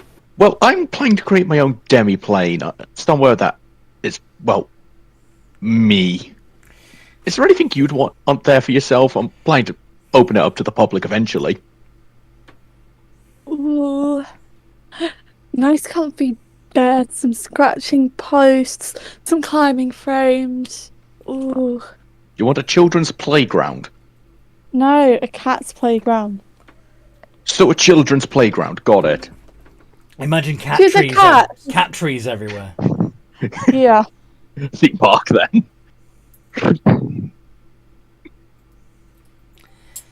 Anything else? All the kibble. I No. can't supply infinite kibble. Why not? She doesn't want kibble, she'd want normal human food. Except a bit more meat and stuff. Salmon. I'd say salmon. Salmon good. Fish and salmon I can sort out at a later date. This is more like general stuff you need or want there. Think of it as a town situation. Xbox. Right. Town situation. What else would you want there? Brothel. Kitty's outside voices are getting very disturbing. What do you want, Kitty? I said what I wanted with the cat trees and comfy bed and You're happy with that? Cool. yeah. Alright then. Well, thank you for the help there, Kitty. Oh, Craxian! Let's start making our way over the cracks. I imagine you Hi. skipping. Hi, Crax. I have a few questions. Would you mind filling out the survey? Oh, I say yes, will you go away? Of course. I'm planning to create my own demi-plane, but I will eventually open it to the people. Is there anything in particular you want to there? the people. not to be there. Oh. Oh. Ah, that's funny. Now, seriously, tell me what things people would actually want in a demiplane. Again, I don't have experience in this. What people would want? Yes. I don't know what random people would want. You are people, aren't you? What would you want? Yeah. If you could If customize, if you could make a world of your own, what would you want in it? So far, I've got beds and scratching poles. I don't think... Housing. Housing. Housing. Structure. You know, you're going to need places for people to be. That's going to be your biggest. Got it. Library, tavern, church. Yeah, no, church is not going in there. Fuck church. There are gonna be believers. They're gonna want to. I can see more issues a church being there than one not being there. Call it a temple instead, then. Or better yet, random. Instead of having like an actual building for the temples, just have random small Shrines. Yeah. You know, worship their gods, but have a thing. Jeffy, Sorry. Shout. I just start noting all this down on a piece of paper. where'd you get the paper from? Well, Phelps isn't going to be happy that one piece is missing from his supply chest, but I'm pretty sure he's not going to mind a piece of paper. Fair. Well, thank you for all your help there. Once I open it to the public, I'm sure you're going to love it. Are you going to talk to Seaman Key next? Key! Yes. Hi, I have a survey I'm just hoping you can help me fill out. Do you have a minute of your time I can use? Yes. Ah, good. I plan to open a demi-plane up eventually to the masses, but right now it's just for me and a select group of individuals. Is there anything in particular you'd want in a demi-plane? A lake with a cozy cave inside the lake that I could live in. Fish in the lake. And a map shop.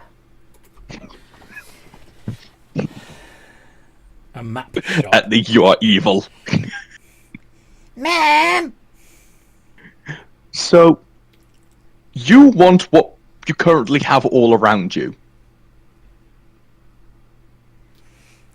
She doesn't have a map. He doesn't have a map shop all around him. No, but he wants ocean, a place to sleep. Okay. You have that down below. You can go insane. Anything you'd want. Think you're in a town situation. What would be perfect in a town that you'd want? I kind of one day want to own my own travelling company. So maybe some kind of, port for that? In a demi-plane. This will be interesting. Somewhere. A Teleportation. port into a demi-plane, question mark. That would be a teleportation circle. Well, thank you for that. Or like a place where people could at least book and inquire about that kind of thing. Travel agents. Very good. Well, time to narrow down this list and come up with the perfect outline for my demi-plane. You haven't Yeah, asked but other. basically, Simon Key wants a travel agent. You haven't asked other people on the crew yet. So far from how the crew's acted, it'll be taverns, more alcohol, and whorehouses. I'm pretty sure I've learned what the crew likes so far. Oh, also casinos. Alright. You don't want to hear it? That's fine. I will happily hear it, as long as they aren't repeating the same sentence. Who are you going to ask first? Crewmate number 124, what would you like in your own personal demi-plane? I mean, there's named characters, isn't there? Do you remember the names of any of the named characters? I'm gonna go irritate Phelps. There you go. Eee. And don't forget Gut Spew and Bertram and the Captain And De Silva. and the Silver. Phelps Pan. comes first. And Pan. I am Not not taking fucking Pan. Alright. Anyway, so you're going to go speak to Phelps. Phelps, I'm here to irritate you. Did you make your special whatever it was that you wanted me to manage yet? Not yet. That will be in the next couple of days. But I have a survey here I was hoping you can help me fill out. Can I have a minute of your time? Sure. So where it says name, that's where you're supposed to put your name. No, it's just a couple of questions. I'm planning to create my own demi-plane as Chaipan's too small of an area. I'm thinking worldwide. Okay. In your own personal opinion, what would you think of a town-based demi-plane and what would be in it?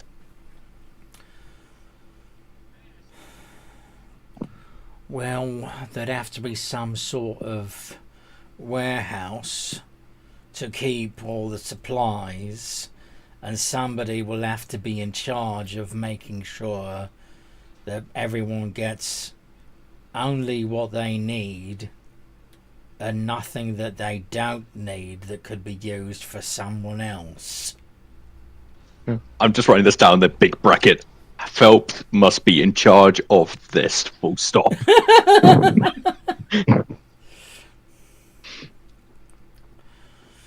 There's no... If you're going to build a society from scratch, then we may as well do it right. Exactly.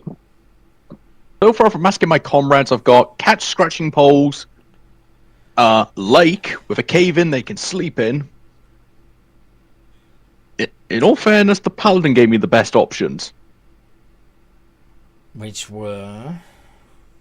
I'll just go back to his notes. Just businesses, places to sleep, places to drink, marketplace, so on and so forth. Well, there'd be no need for businesses if we're distributing all the items fairly based on their needs. We won't need money if everybody gets what they want. You got a point there. No need for frivolous items. But frivolous items help your life go forward. Do they? Well, to me, for example, I don't know, those shoes you're wearing are a frivolous item. But to you, they're necessary. Why do you think they would be frivolous? You don't need them. Why do you think I don't need shoes? Well, typically you wear shoes to go over rough terrain. Currently you're walking on a smooth ship. A smooth ship that could have splinters. I do not want to die from gangrene because I got a splinter in my foot. Phelps, I think we all know it will take a lot more than a splinter to kill you off. One can only hope. You know what? You're my favourite person to talk to. You're always so enthusiastic about everything you talk about. It gives me hope for the future. You are so condescending. Oh, I was giving you a compliment. Were you really? Yes. I very much doubt that.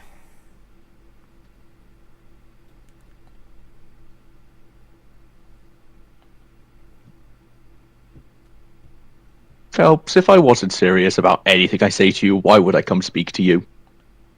You give me clear, decisive answers, and you're clear. Perfect things I need. Thus, you give me everything you have 100%. Why would I insult you? You're not Pan. Speaking of which, what happened to my friend Payne? The frog kind of sold him out, so he kind of had to die. Sorry. What do you mean he had to die? Well, the frog kind of said, well, met with the Pirate King and went, we'll give you Pan if you help us. And it kind of meant Pan being killed.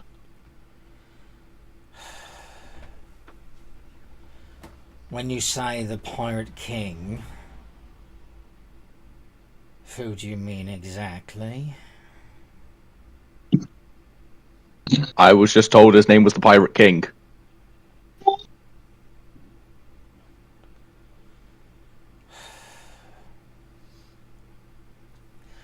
I can only think of one person that would so vehemently wish Pan dead. That would be his old nemesis, James Hook. Well, I'm sorry to hear that you've lost your friend to his archenemy. Bit more than that.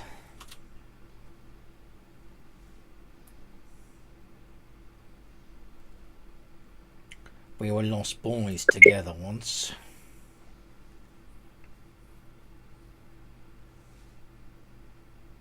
Oh.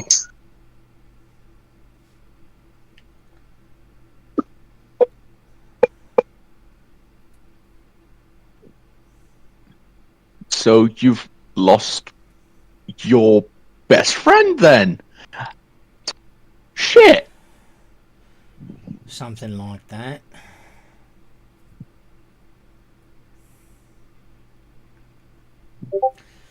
Well, I'm sure he's in a better place. Which is?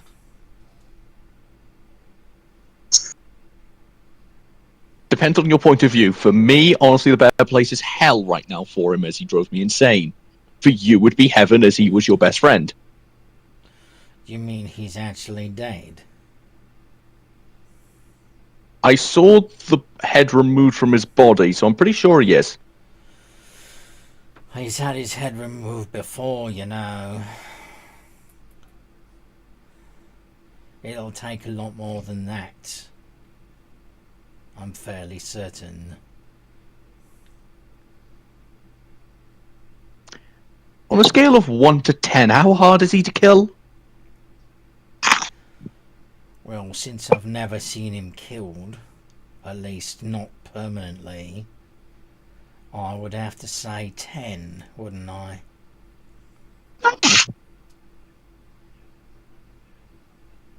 Oh, this is going to be interesting.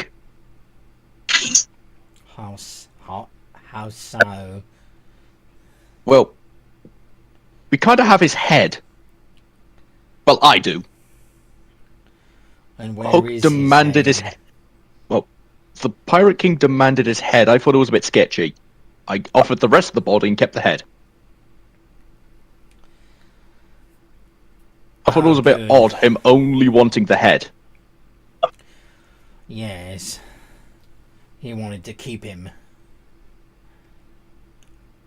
Make sure he stayed just ahead.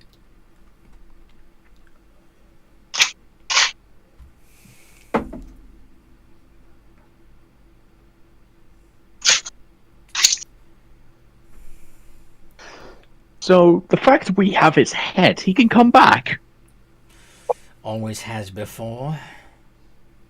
Don't see how now would be any different. Ah. Then I better figure out where we put that head.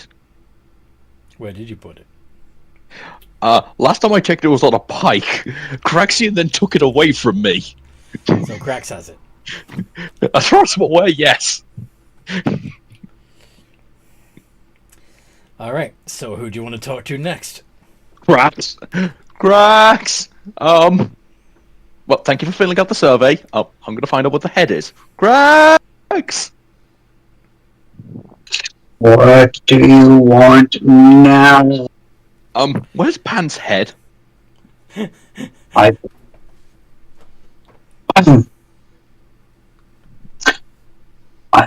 buried it Where? in my room. Okay, I'm going into your room for a bit just to find the head. Don't mind me. We may have an issue.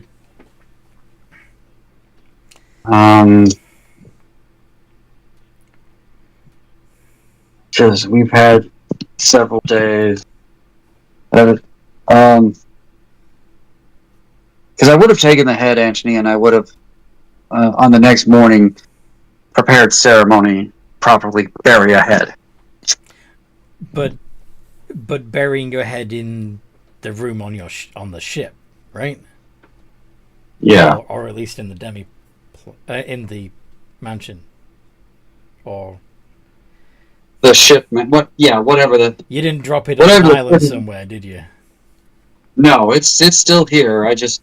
I would have taken the proper recourses to. Yeah. You know.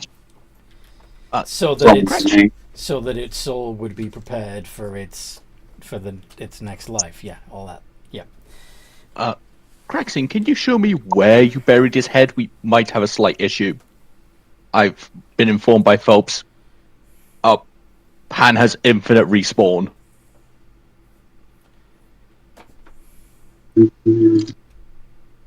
I'm pretty sure I'd have heard him yapping. Fine. If you get, I will do just about anything right now to get you to leave me alone for the rest of the day before I lose my absolute patience with you. Thank you, Crax.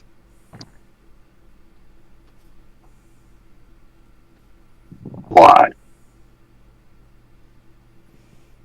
Okay. So we head down. Please don't respawn. Please don't respawn. Please don't respawn. Please don't respawn. Please don't By the respawn. way, by the way, if he's alive, I'm moving him in with you. Oh, if he's alive, I have plans. No, you don't. Yes, I do. Seaman Key will be pushing the water and probably poking Kitty with his tail. Okay. How does Kitty respond to being poked?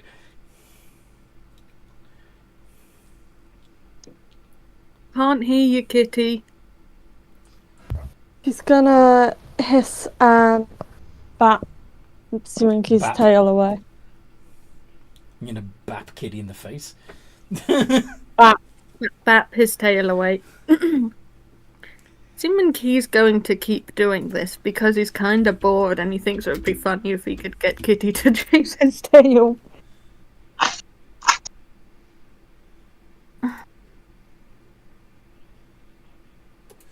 You sure that's a good idea?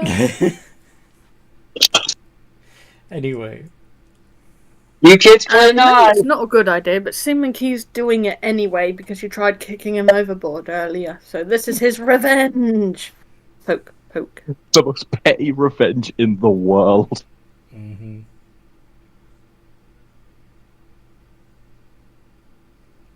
And you all Tried to shove me in. I'm going to annoy the crap. Pardon, Anthony? and Dan would know what it means to be petty, so you know, if anyone's How dare you? I have not done a petty thing in this entire campaign. bullshit. Insight check. Anyway. So what does Kitty do? Can she attempt to step on Seaman-Key's tail? Yeah, you can do an unarmed strike. Hell yeah. I'm gonna move it out the way. I'm gonna try to. Yeah, well that would be the AC that she has to beat. It's part of that. Nope. I'm gonna use lucky. Oh, fuck. That's okay. No. Yeah. Actually, I won't use lucky. Well, he's just gonna keep doing this, so you might have to make like several rolls. Or you might just have to pick him up and throw him overboard. Hmm. The ship is moving. Please don't. Oh, where the fuck is the spell? Is the early one. She's gonna cast Entangle on Sea Monkey. He's on the rope pile as well, so this is gonna be funny. Alright. So, dex save? Strength. Strength save. Okay. Oh, I'm great at these. 2! 2! Is it really? Is that right? You need to add a +1 to that. Strength save. Yeah, it should be a +1. So, yeah, 3.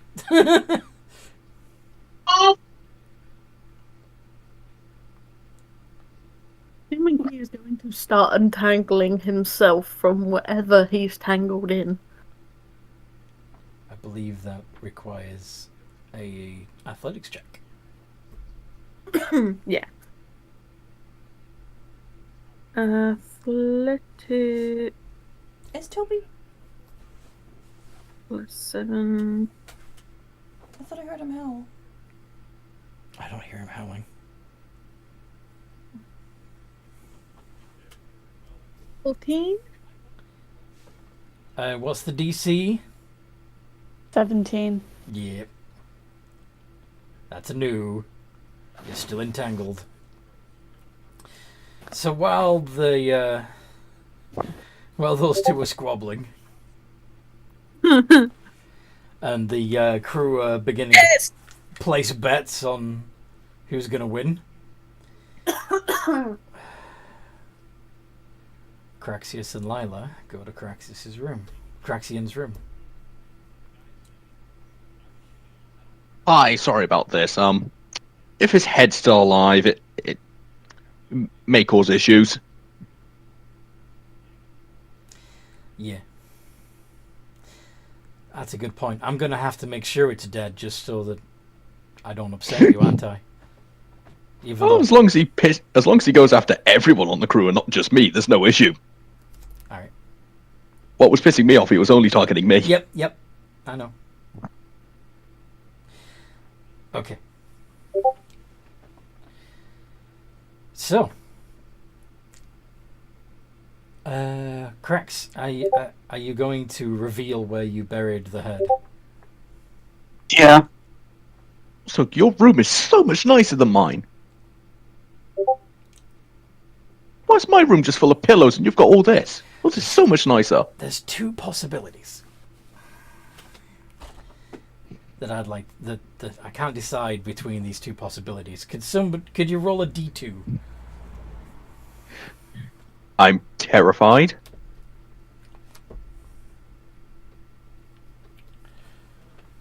So basically, One.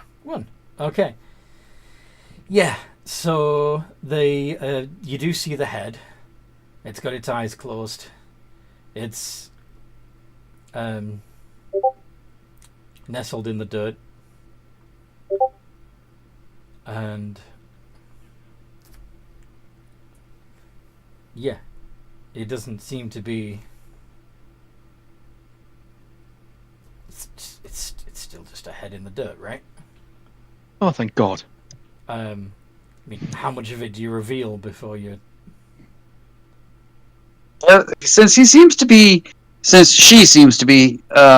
thoroughly convinced, well, given the fact she was talking to Phelps isn't usually one to fabricate, then I'm going to unbury the whole head. Okay.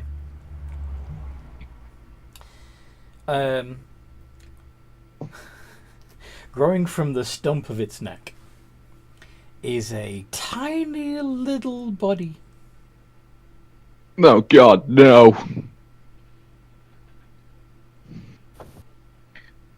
Craxian, I think you could agree that this is not a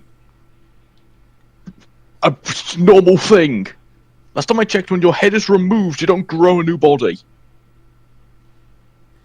The head sneezes. Well, I mean, there are certain types of creatures, animals, worms, whatnot, that can regrow things. Some lizards regrow missing limbs. Humans normally don't, but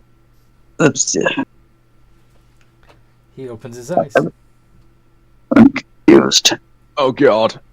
This is clearly an unholy being. Do something. Or a very blessed being. Why is it every time something happens you think it's unholy? It's a head with a body the size of my hand. I'm sorry. This is not normal. Hi. Thank you for saving me. I owe you a big favor for that. You could have left my head with him. Okay, I'm taking you to Phelps. Cool. I just grab the body, just nervously leave the room. By the body? Yes. You grab him by the body. I'm not going to carry him by the head. Ow! What's the correct? What? I'm sorry. This is the first time I've carried a whatever the fuck you are. Be careful. I will take the creature and treat it like a baby. Thank you. And carry it down to Phelps. I didn't even know we're supposed to treat this thing as a baby. But Because it's roughly right now my new limbs the are size very of- delicate. Less than the size of a baby. Like, this is a preemie little body. Like, it's probably sort of pinkish. It's fresh. Phelps, we have a present or potential annoyance for you. I thought you'd already bothered me today. We bring you child. And I just gestured to whatever the fuck this thing is. Oh, pain. I thought they'd said you were destroyed. You know it takes more than that to finish me off. Yes. Always been a little envious about your ability to regenerate. Though that does not look comfortable. It really isn't.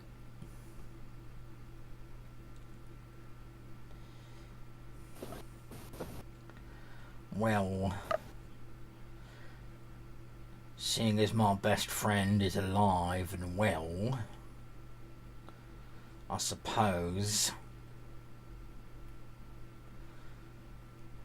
you should receive some kind of reward for retrieving him. Ooh. Have a banana. Oh. Thank you. You're welcome. Don't say I never get you anything.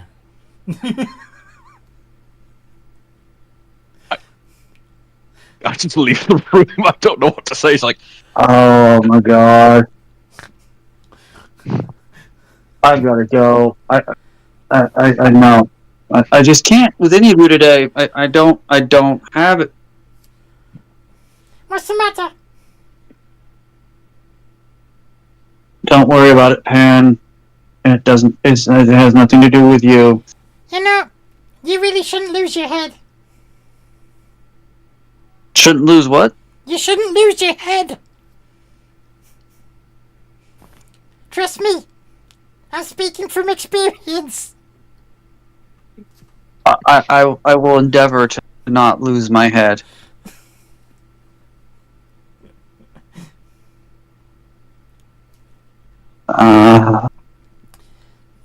Lila, you and Phelps and Pan share all the bananas around you want, and Craxian's going to walk away. Sorry I couldn't go to the crew dance. I had nobody to go with. and with that, I leave the room. Yeah, I actually even say that out loud. I would just...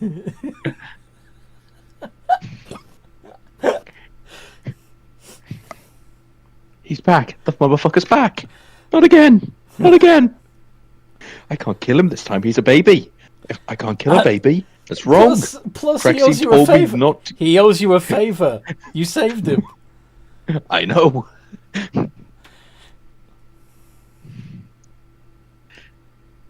I need to word this favor very carefully, though, with Pan.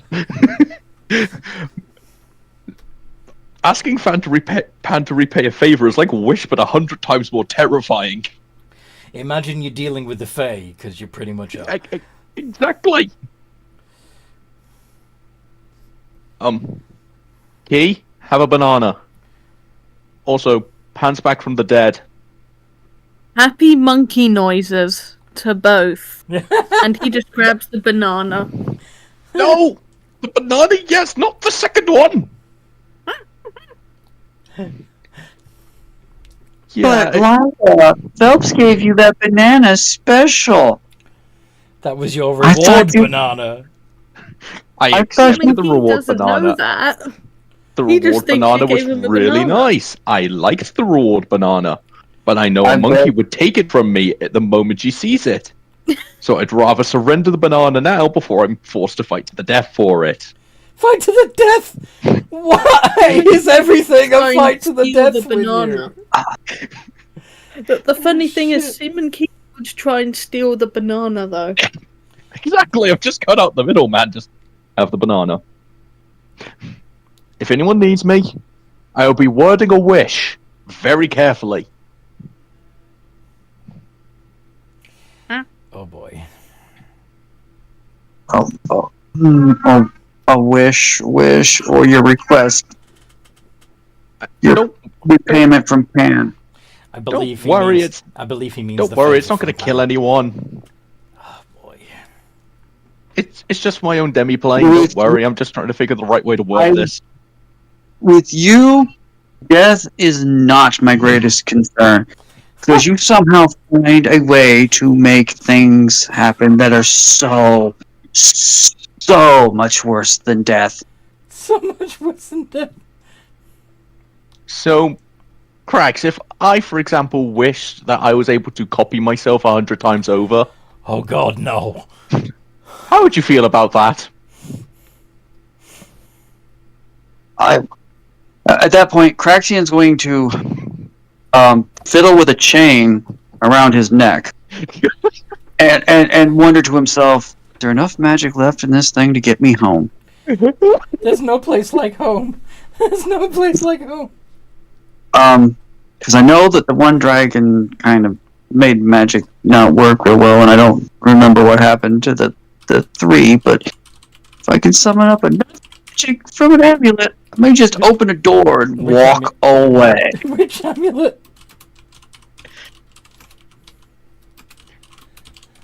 Which amulet?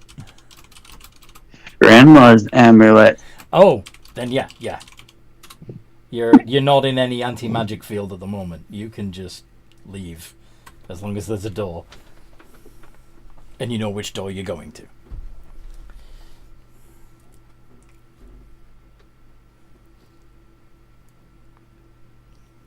Don't worry, Lila? Cracks. It's fine, you've got nothing to worry about. I think. Maybe. I might need you to reread my wish when I make it. Do you want that responsibility, Cracks?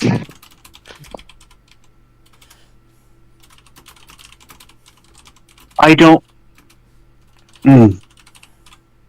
I don't think you want me to have what could potentially be your life in my hands at this moment. Exactly. But you know, if I fuck up this wish, I will come back and haunt your ass for until the end of time. What? Why And would do you... re- What? What? Essentially, you hold my life in this potential wish. Do you really want me to annoy you until the day you die? Well, you could word it in Perhaps. such a way that you get rid of Lila forever. You have. Are you willing to use your magic to hunt me down and take on me and an archdruid?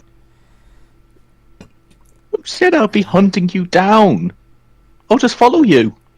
Forever. And if you're a ghost, then you'll I be go- dead, and yeah. I go and to kind of prove a point, Anthony, I go and I open a door and I walk through it and I completely vanish. Yeah, you go through the door, close it, and yeah.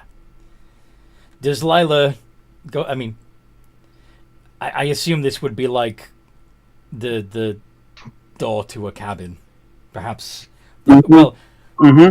the door out of your own room, even. Mm-hmm. Okay. Oh, for God's sake, Craxian, it was a joke. It's literally just safety for a demi-plane. Yeah, you open the door and see the corridor and no sign of Craxian. Dear God, he's a child. I just close the door and walk down the hallways. You try and have a laugh with him, he throws a tantrum. You take him to Chai Pan, he threatens to murder everyone. Oh, There's why no did you have to making this bring that man up happy. again? Oh. There's no way making this man happy. What's next? Hey, look, we bought you seafood. Oh no, I don't like seafood. You'd have a bit of trouble in the middle of the ocean if you didn't like seafood. Anyway. Okay. So in the meantime, the war between Kitty and Seaman Key with them doing petty little shit against each other and the crew cheering them on. How far's it gone? How? I think they would have tried to settle it with something like a game of cards. Boo. No.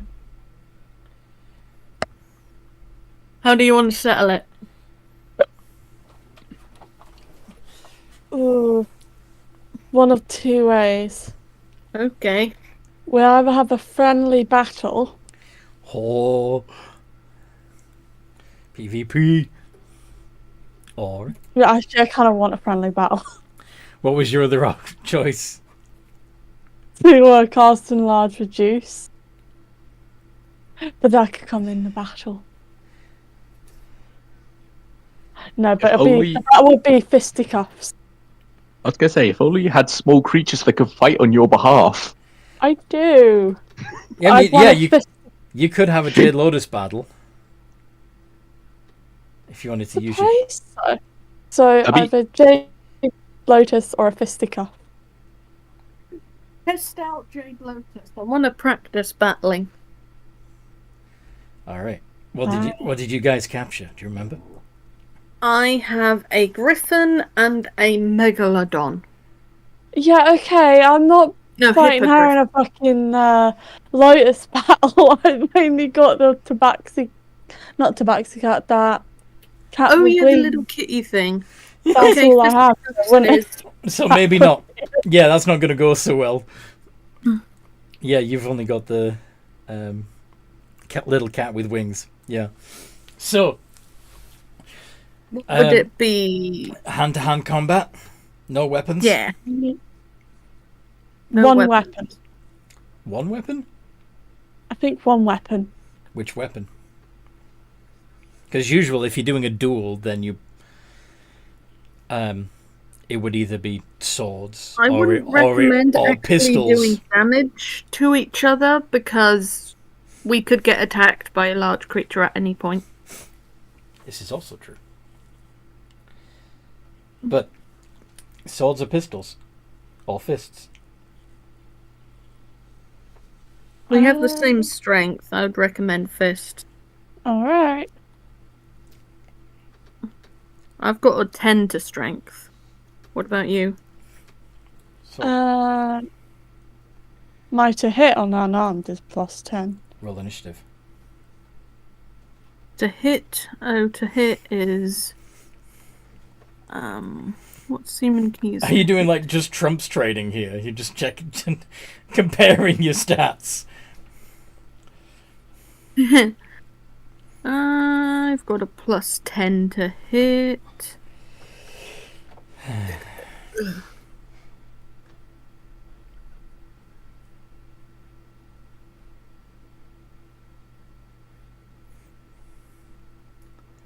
And you both got a dirty 20 for initiative.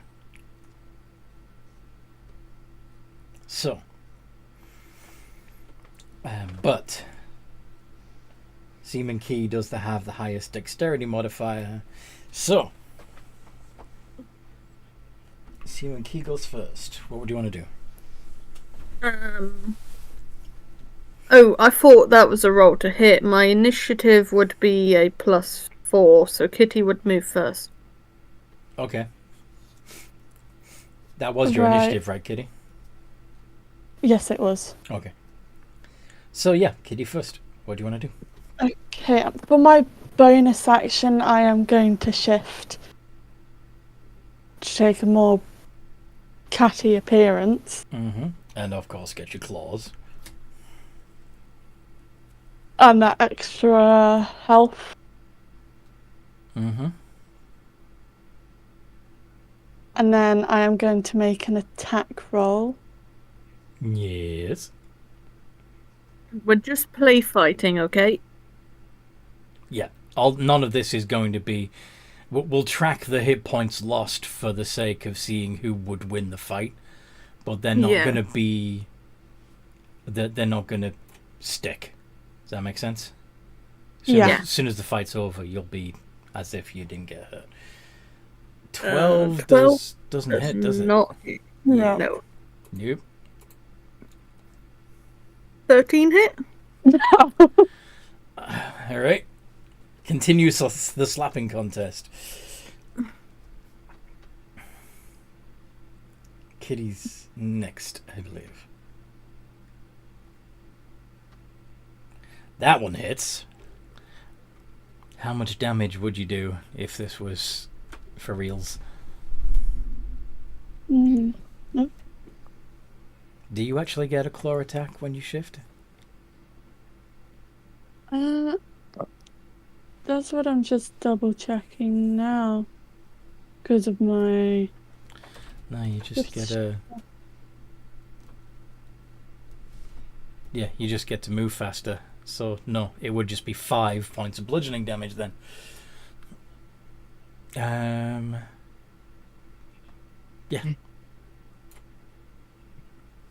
My turn. Also gets a 27. And Seaman Key would do...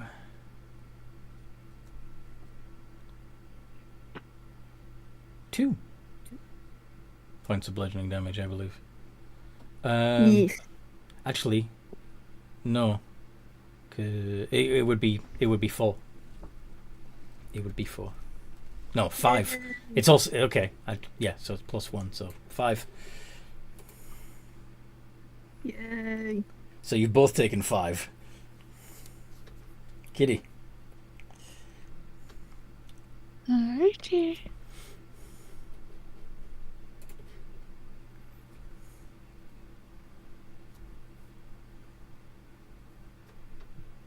Does a 14 hit Seaman Key? No, my AC is 15. Yes. My turn. Yes. That one. Oof. I trip over my own tail. And so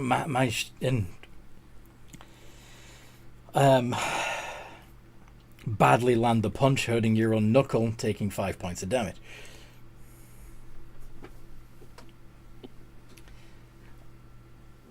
And Kitty.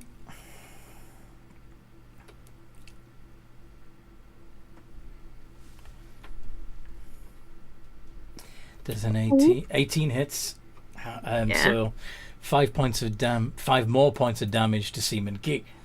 So far that's 15 that Key's lost, and only 5 that Kitty's lost. And you just lost another 5. So 520. Lila, you come out onto the deck and see Kitty and Key fighting each other. What do you do? Fight! Fair enough. What are the wages?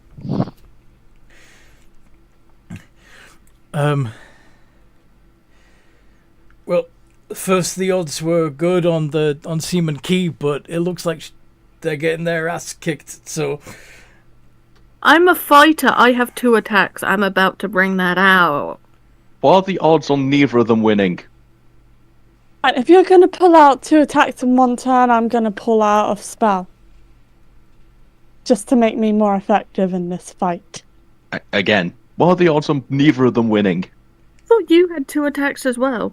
No. nobody's Bring going. it out. Sorry.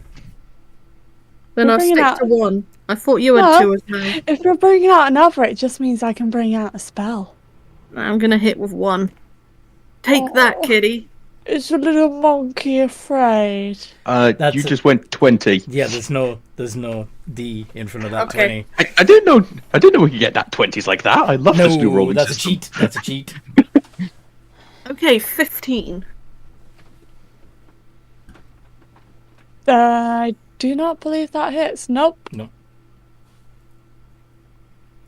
I think he's going down. I'm going to hold person on Key. Hey, that's... You can't interfere. All the bets are off now. I'm trying to stop the fight from carrying on before someone gets hurt. Or potentially I get blamed for it. Kitty? Stop beating the shit out of each other, please. I'm sorry, but a cat's always going to come out on top against a monkey. We've been doing it to humans for thousands of years. I just release. I'm done. I'm gonna go make my wish. All the crew collect the money that they put in and walk away disappointed that Did no one bet on Lila interfering? nobody bet on Lila interfering. No. Dang it. I did ask that question. Is there a bet that neither of them win? No. None of them answered me, so I was like, Well, I good. would have said something, but yeah, I didn't get the 'Cause opportunity. Seeming he is From going me saying to that pout. and no one saying They would that there would have said, no, why would anyone want that? But oh good, hold monster. Seaman Key is going to pout and go back to keeping a lookout for dangerous creatures. okay. I do good things. Craxian's not here for it. He's only here when I do bad shit. What is That seems fair. What is Kitty doing? She's going to go up to her cousin and go, did you see that fight? Did you see how well I did? I did. Nice one. What is Craxian doing right now? Where did they actually leave to?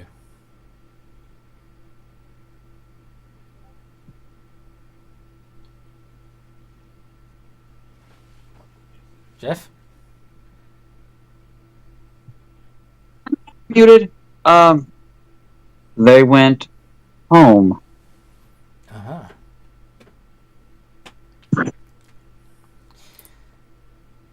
Are you bringing in a different character, or are they just going to be away for a little while and come back? Basically, he's just popped because he now has doors, Mm-hmm. as opposed to like so long where there wasn't stuff, Mm-hmm. and he knows it'll work. He's just gonna kind of pop in, say hi, turn around, open a door back to the ship. But Daddy! Anyway, I'm gonna for effect, is there a door opposite the one that Lila would have come out? Well, you used your cabin door. So Yeah, but I can open a door back to any door I know. yeah. So opposite that door would just be another cabin door on the same corridor. But you could use any of the doors on the ship, including acting as if you just came out of the captain's quarters. Yeah, that's what I'm going to do.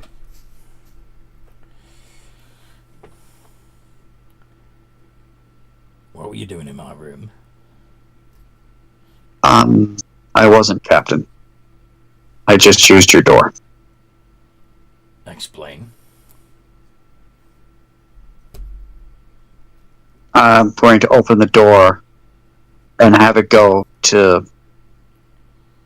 because people can see if I hold the door open. Yeah, if you hold Right. the door open, you can see the destination. So I'm going to open the door, and it's going to open to my cabin. Okay.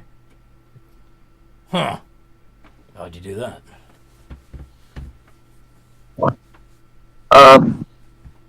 A present from somebody to help me get back to my family when I'm done with my mission here.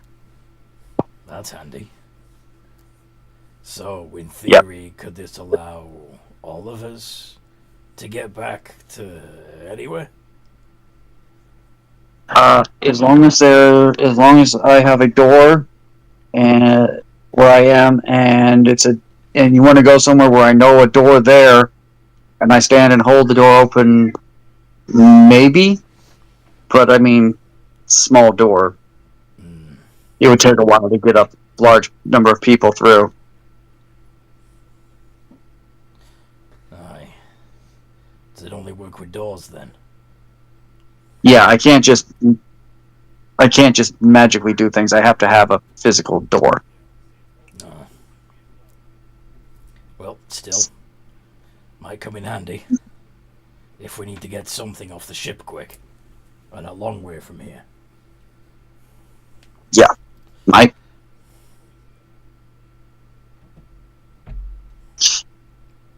What?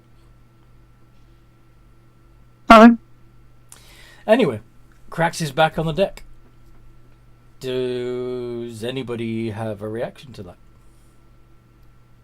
I mean, probably not Kitty or Key, because they would not know that they'd done a disappearing act, but Lila, Krax is back. Oh, good. The giant toddler's back from his tantrum. Can I have your assistance, please, with this wish before I end up accidentally turning the planet into a demi-plane if I word this wrong? Oh, God. Yeah, please help. Please don't let whatever horrible thing is about to happen. Last time I asked him for help, he stormed out the room into his own pocket dimension. Have you tried being nicer? I was nice to everyone, and he complains. When I'm nice, he complains. When I'm an arse, he complains. There's no winning. I asked the fish people to leave us alone nicely, and he complained about that. Fish people? What fish? The merfolk. They're not fish. His idea that What? that's part of the problem. The other part is that he offered them basically a glass prison of a demi-plane to live in for a while, or basically threatened to kill them all. I asked them to leave us alone first. Sure. Then I But offered them the demi-plane to stay there temporarily. Did you call them fish people to their face? Yes! Well, I said it to Kitty. Not Kitty, even Key. How would you feel if I called you stupid lizard to your face? You do that all the time! I just presume that's how you people like to be spoken to. When you're trying to make diplomatic first contact with a new culture, You do not refer to them by their racial slur. Once you build up a rapport, perhaps you can get away with that shit. Not do sailor talk on people who are not sailors. So, as I've known Seaman Key and Kitty, I can call them fleabags, correct? That would be up to them, wouldn't it? Write it down. Write it down. Thanks. Or Seaman Key yells back. What did you... don't. Seaman Key just yells back, lizard brain. Lizard brain. In response to fleabags. Okay. And Krax is telling you to write down the request, the spell, the wish. I will now type it out because I don't want to make this wrong.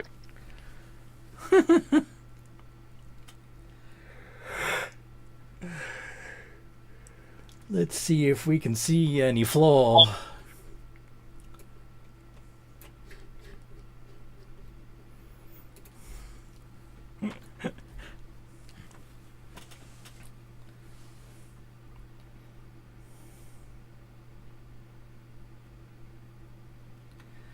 I wish I can create a demiplane I can enter and leave at will and manipulate it as I see fit to fit my needs.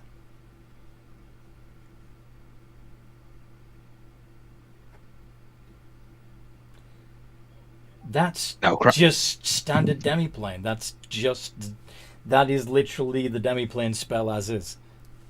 Yes, but I don't know anything about the demiplane spell. She does not know anything about the demiplane spell. And the only thing I actually know about the demiplane spell, it lasts for an hour. If I do this, it lasts forever. The demiplanes last... like, the doorway may only last an hour, but the plane actually lasts for... Yeah.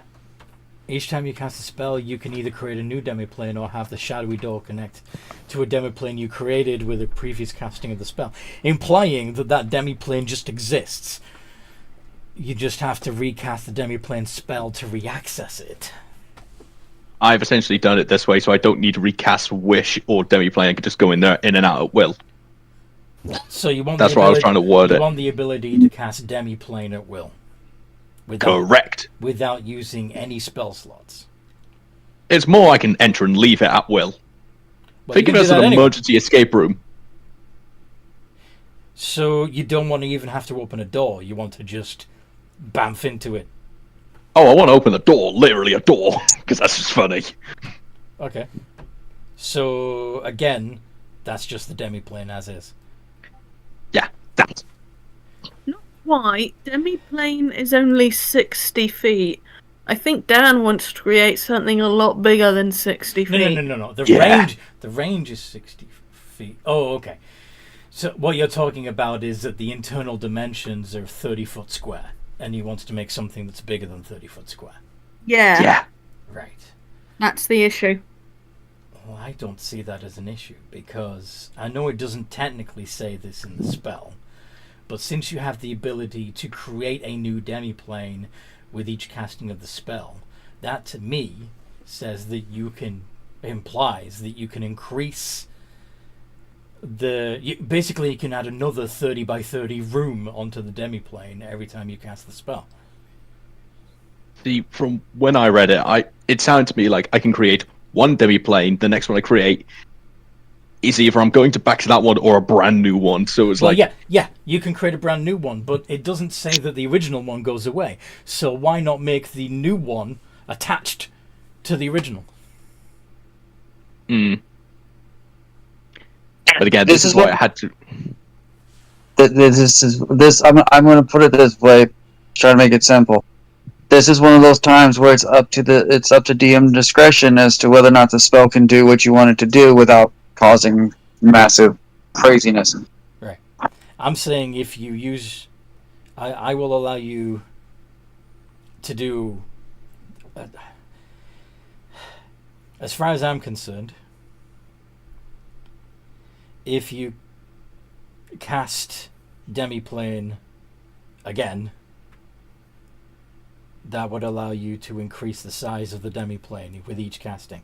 But doing so would, understandably, use the equivalent amount of magical power as an 8th level spell slot. Now all I need to do is learn the spell demiplane.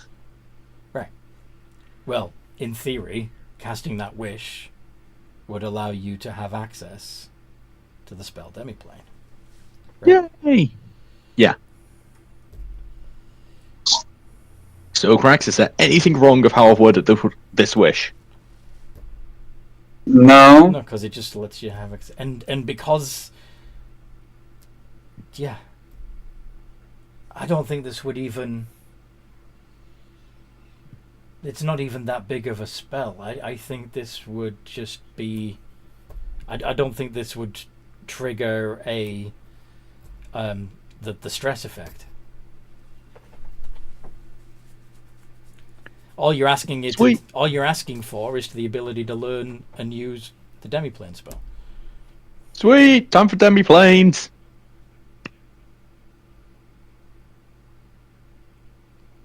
And yeah, I've just made this wish. Okay. You can now cast demiplane. Yay! See, Crax, and this is just a safety buffer you checked. I haven't blown up the world. And I chose a smart option, checking with you first.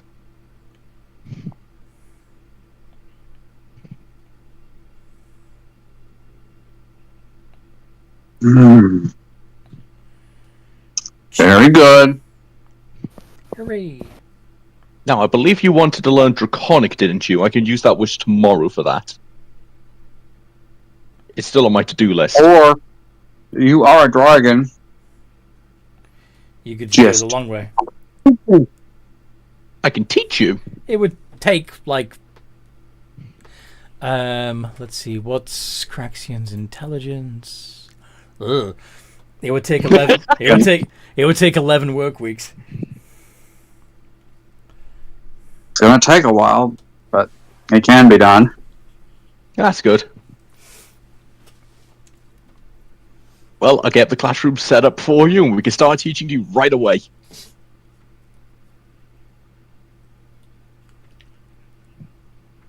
All right. And I'm being dead serious. I will start teaching you Draconic. You try and leave, you'll be taught more Draconic. Why are you always so, like, forceful and intractable? I am not being forceful. Craxian has gave me a responsibility to teach him Draconic. I will fulfill that duty.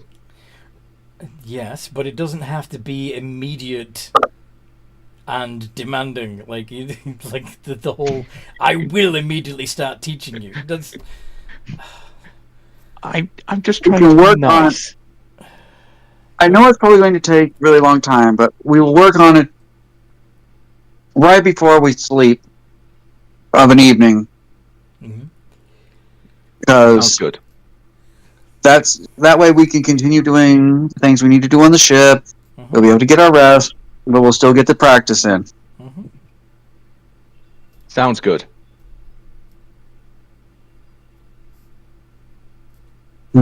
Okay. Just wondering, are you only wanting to speak it, or do you want to know how to write it as well? What? You can speak and write a language. I'm just checking if he wants to be able Oh. to read and write it as well.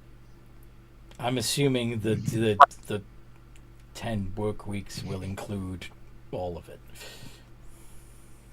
Yeah. So, yes, we'll be working on both. Good to know. 11. Sorry. Anyway. Meow. What are the sisters up to?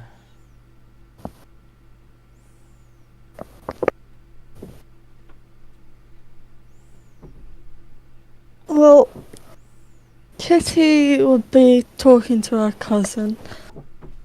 Okay. About what? I think she wants a bit more training in the art of shifting. and just general fighting, I don't know. like hand to hand. I don't know how to shift. You don't? No, I'm not a shifter. Mm. I didn't gain the. I'm not a were tiger. I'm stuck like this.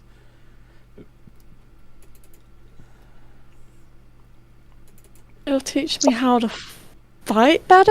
Oh, I can teach you how to fight. Heck yeah. Teach you an intimidating roar as well if you want. Ooh. Yes, please. I need to scare that monkey.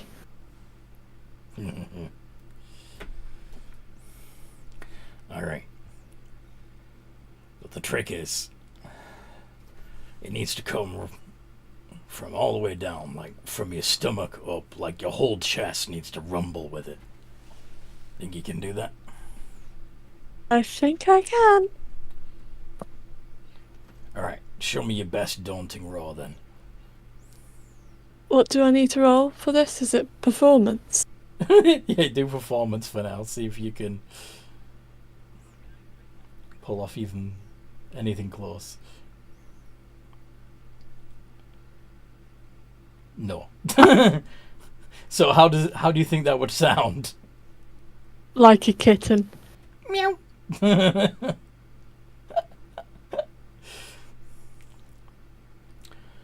No, not like that. Like this. Roar. And could you make a wisdom save? A wisdom save? What No, is sorry. his- Actually, sorry. A con save. A con save against a his, con? against his daunting roar.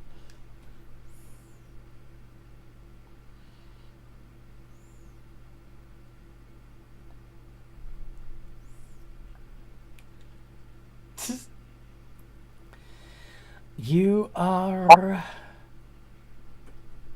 frightened of your cousin. And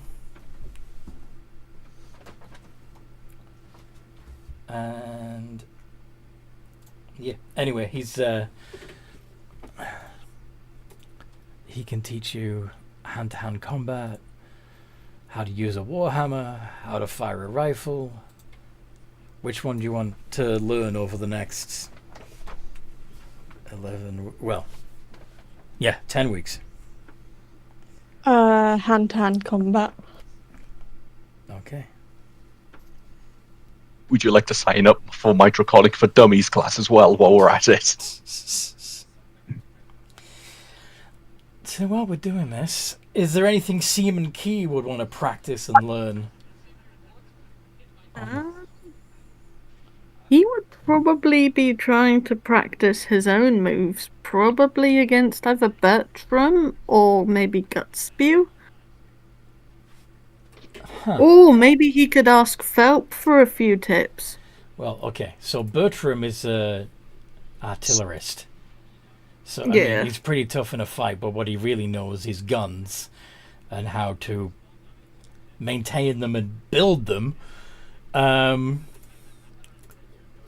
So if you want to take some levels in Artificer, then sure. I've already taken too many levels and that stuff. I think Phelps would be the Gus- best fit. Gus Spew's the druid, Yeah.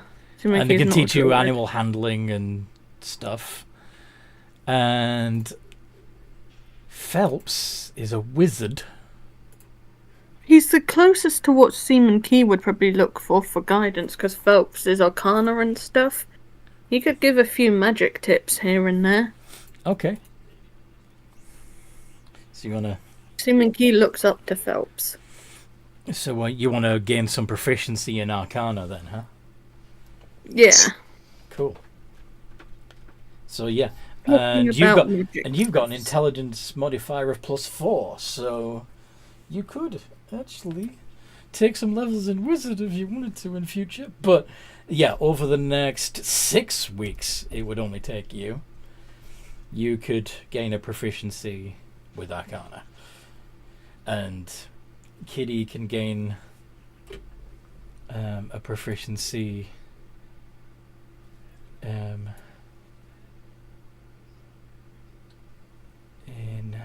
You said unarmed, right? Yeah, he'd probably teach you how to use your claws, because you do... It would seem to me like you should get claws when you shift. Yeah. So he'll teach you how to use your claws as a weapon.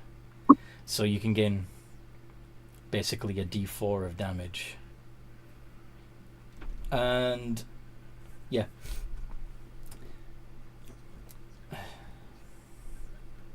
Now, it's not going to take you 10 weeks or whatever to get all the way to the mountain. But that's something that we could be doing in downtime before and after. That makes sense? Uh-huh. Cool. But yeah.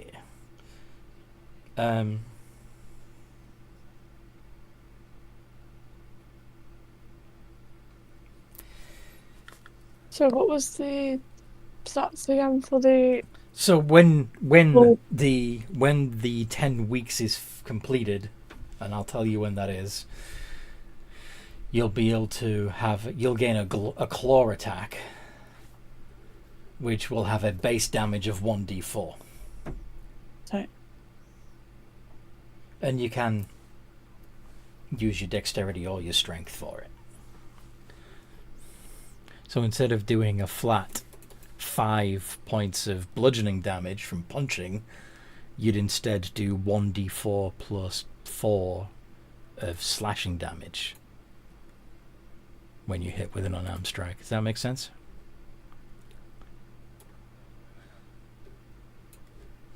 I'm just writing it down. Yeah. So 1d4. 1d4 plus 4, but you don't have it yet because you're still learning the I'll techniques. just Yeah. write it down in case. Cool.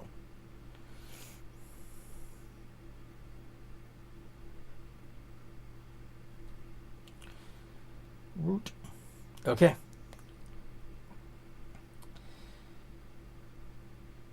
So after a little while, you get to the mountain.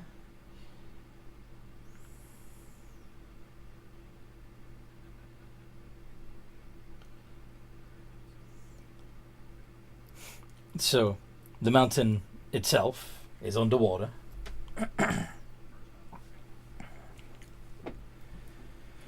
There is, strangely enough, for those who are sharp-eyed enough to spot it, a bit of a bump in the surface of the water.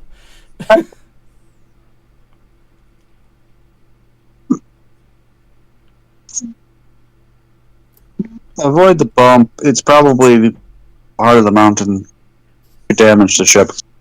It's actually based on something I learned recently, that water does, to a certain extent, follow the contours of the land underneath it. The way that they figure out what the ocean floor looks like is by scanning the surface of the ocean, because it follows the contours of the land underneath. It's weird. That is a little weird. It's not perfectly flat. Even when it's still, yeah. Water's weird. Anyway. Cry kitty, make him feel bad. What?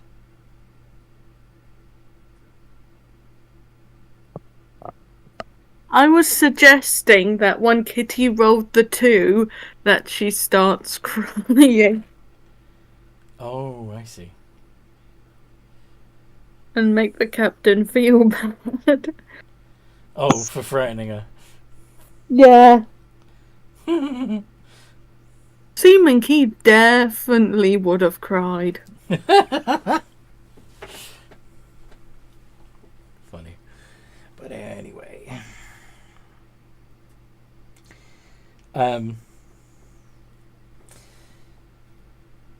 Is there anything in particular you want to do to prepare before heading underwater?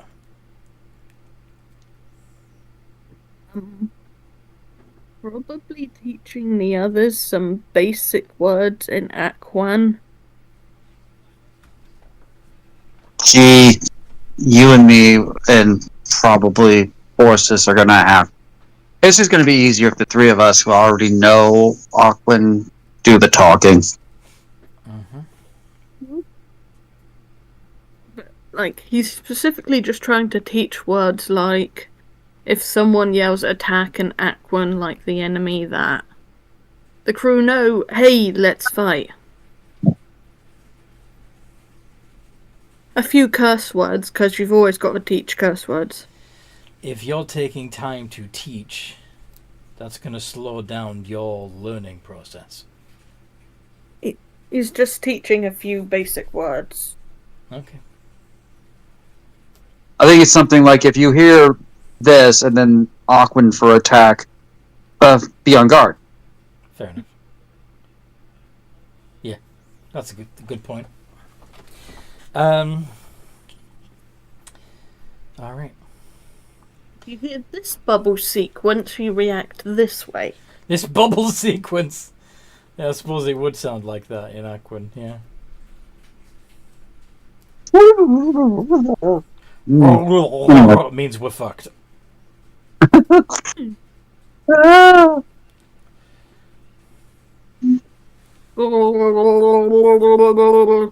Means shit.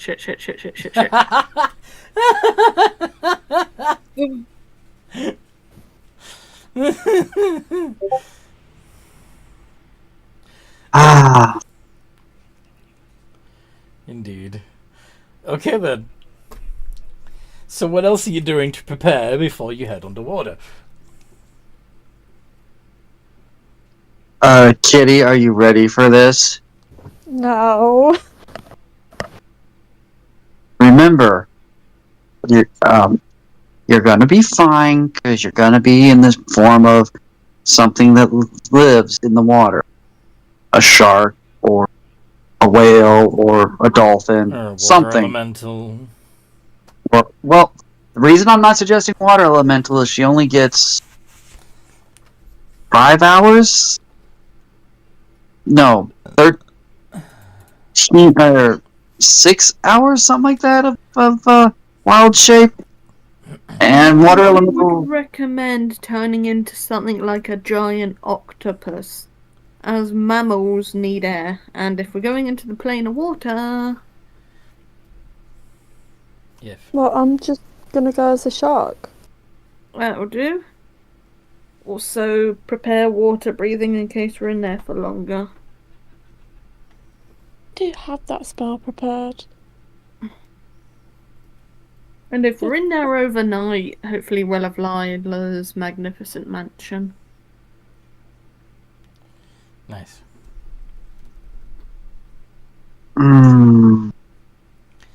Alright. Yeah, I have water breathing prepared. Yeah. So you're submerging? Yeah. Alright then. So, as you dive down into the water... Oh wait, quick question. Mm-hmm. Would I be able to wild shape into a megalodon? Yeah, you've seen one. Although, what CR can you go up to? Let me double check that. So, Because I've the moon druid, so I think that's a bit. yeah, that's a bit better than regular druid, but Can do 1/3 your druid level Yes. in wild shape. so your how many levels do you have in druid? 13 levels. Okay, so So you would I think have to that'd be at least 15 to be able to turn into a megalodon. Alright, well, I'll just turn into a normal shark then. Okie dokie.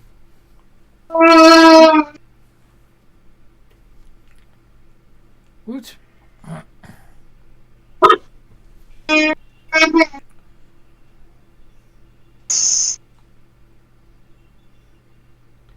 Okay.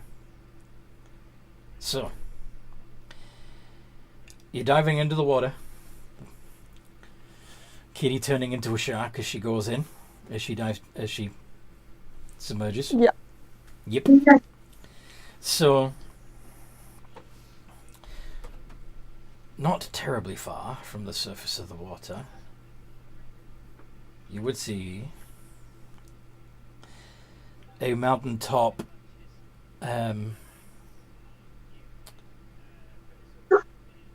essentially throne room. Sat on the throne is a very well dressed Marid. Which is, for those that don't know, a water genie that looks something like that. And barely perceptible, but swirling around in the... Sorry?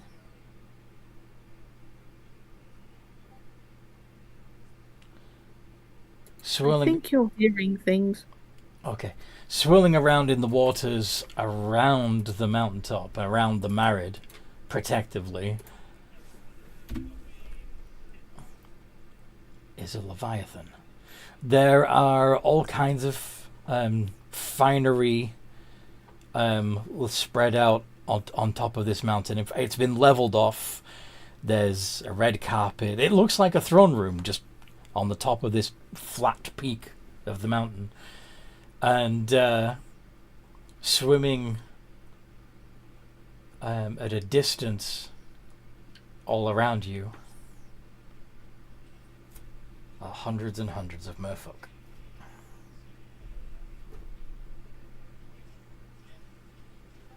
We did not make the best impression.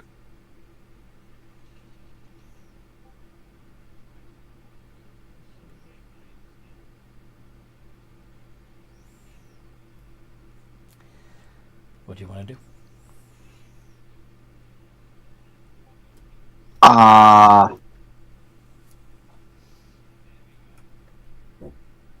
Well, unfortunately, we actually don't know what Forces is here for. No. I assume that there's like an underwater village. Yeah, surrounding the mountain you can see evidence of a city of sorts, cobbled together from shipwrecks and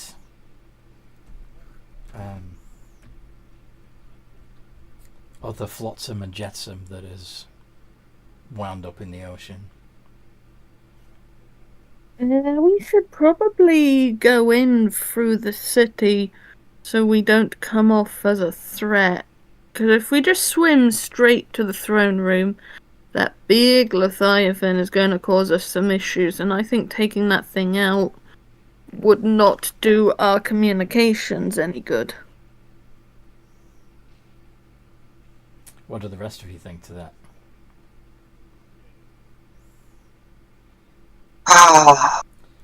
Bearing in mind at the moment it's mostly bloop bloop bloop bloop bloop bloop bloop, unless I'd be using message to make it a bit easier Remember, for our non-Aquan speakers. message is not telepathy, it's whispering.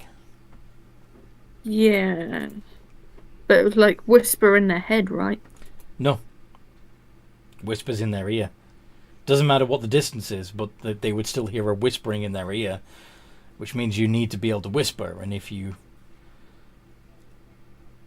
get a mouthful of water every time you open your mouth, that's going to make it difficult to whisper.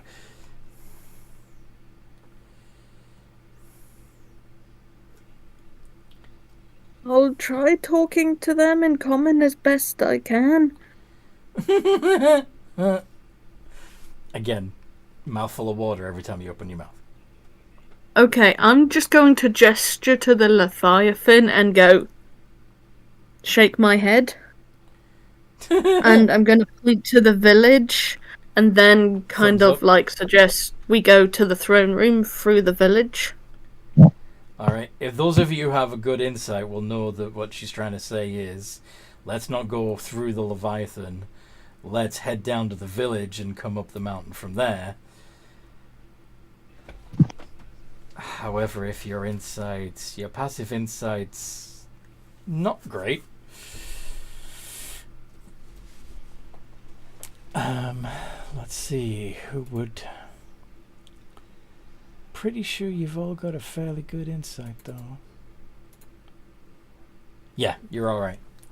All of you would know what they're trying to communicate.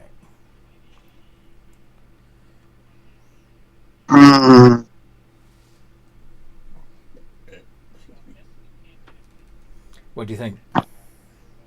I think we head down to the village entrance. Well, just outside the entrance to the village. Okay. Bad idea to just like swim into the middle of the thing. Plus, we don't know if there's a magical dome or anything protecting it. Mm-hmm. Okay. So instead of going straight to the mountaintop, you head down to the village. Does Lila also go all the way down to the seafloor instead of taking the relatively short swim to the top of the mountain? I probably would have followed the group in all fairness, but I would have just shut the fuck up, considering Craxine does not like me talking to strangers. Let me check something. And don't worry, I would have made it look myself different. Maybe sea elf this time. Considering I can change shape to look like anything. Yeah.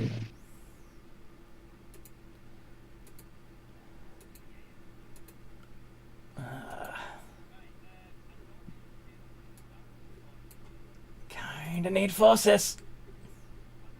That's why I directed us towards the village, so he has time to come back. Right, Might but have to do the rest of but this I can next fully, session. I can fully imagine him going,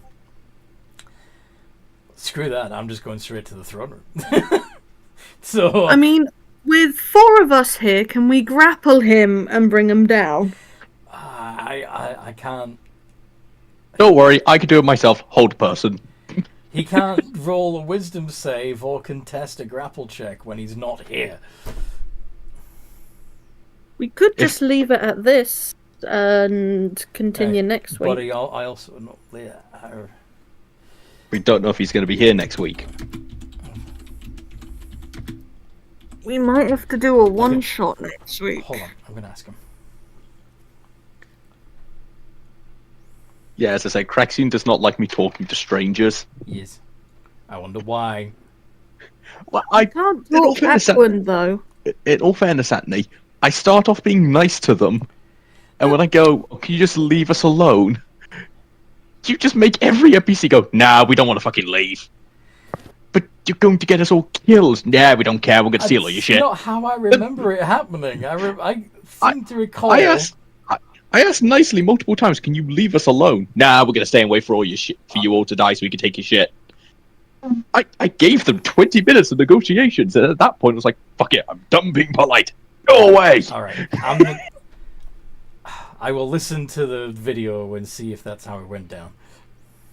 Pretty much how it went down. We asked them politely to go because the vibrations might attract something bigger, and they refused to go. Hence why we chased them off. Because they... Oh. After they said no the first time, I went, well, how about you want to go somewhere safe? You say you can't fight. Well, why not going to my... I'm creating a demi-plane. Do you want to stay there for a while? They didn't Still going to be held understand hostage. They didn't understand why they would need to. It sounded like you were trying to round them up and put them in a confined space.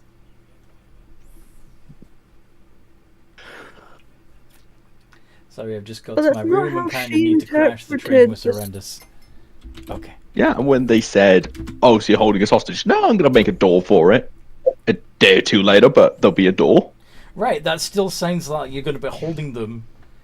And so they were genuinely curious when they asked, what if you die and we're stuck in there? And I said I was not going to die. Yeah, but they don't know you from Adam. They should know Adam. I love Adam. Adam's my favourite person.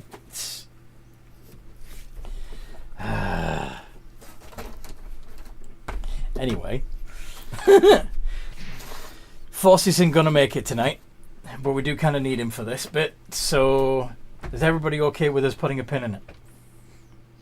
Yep. Okay. Yep. Awesome.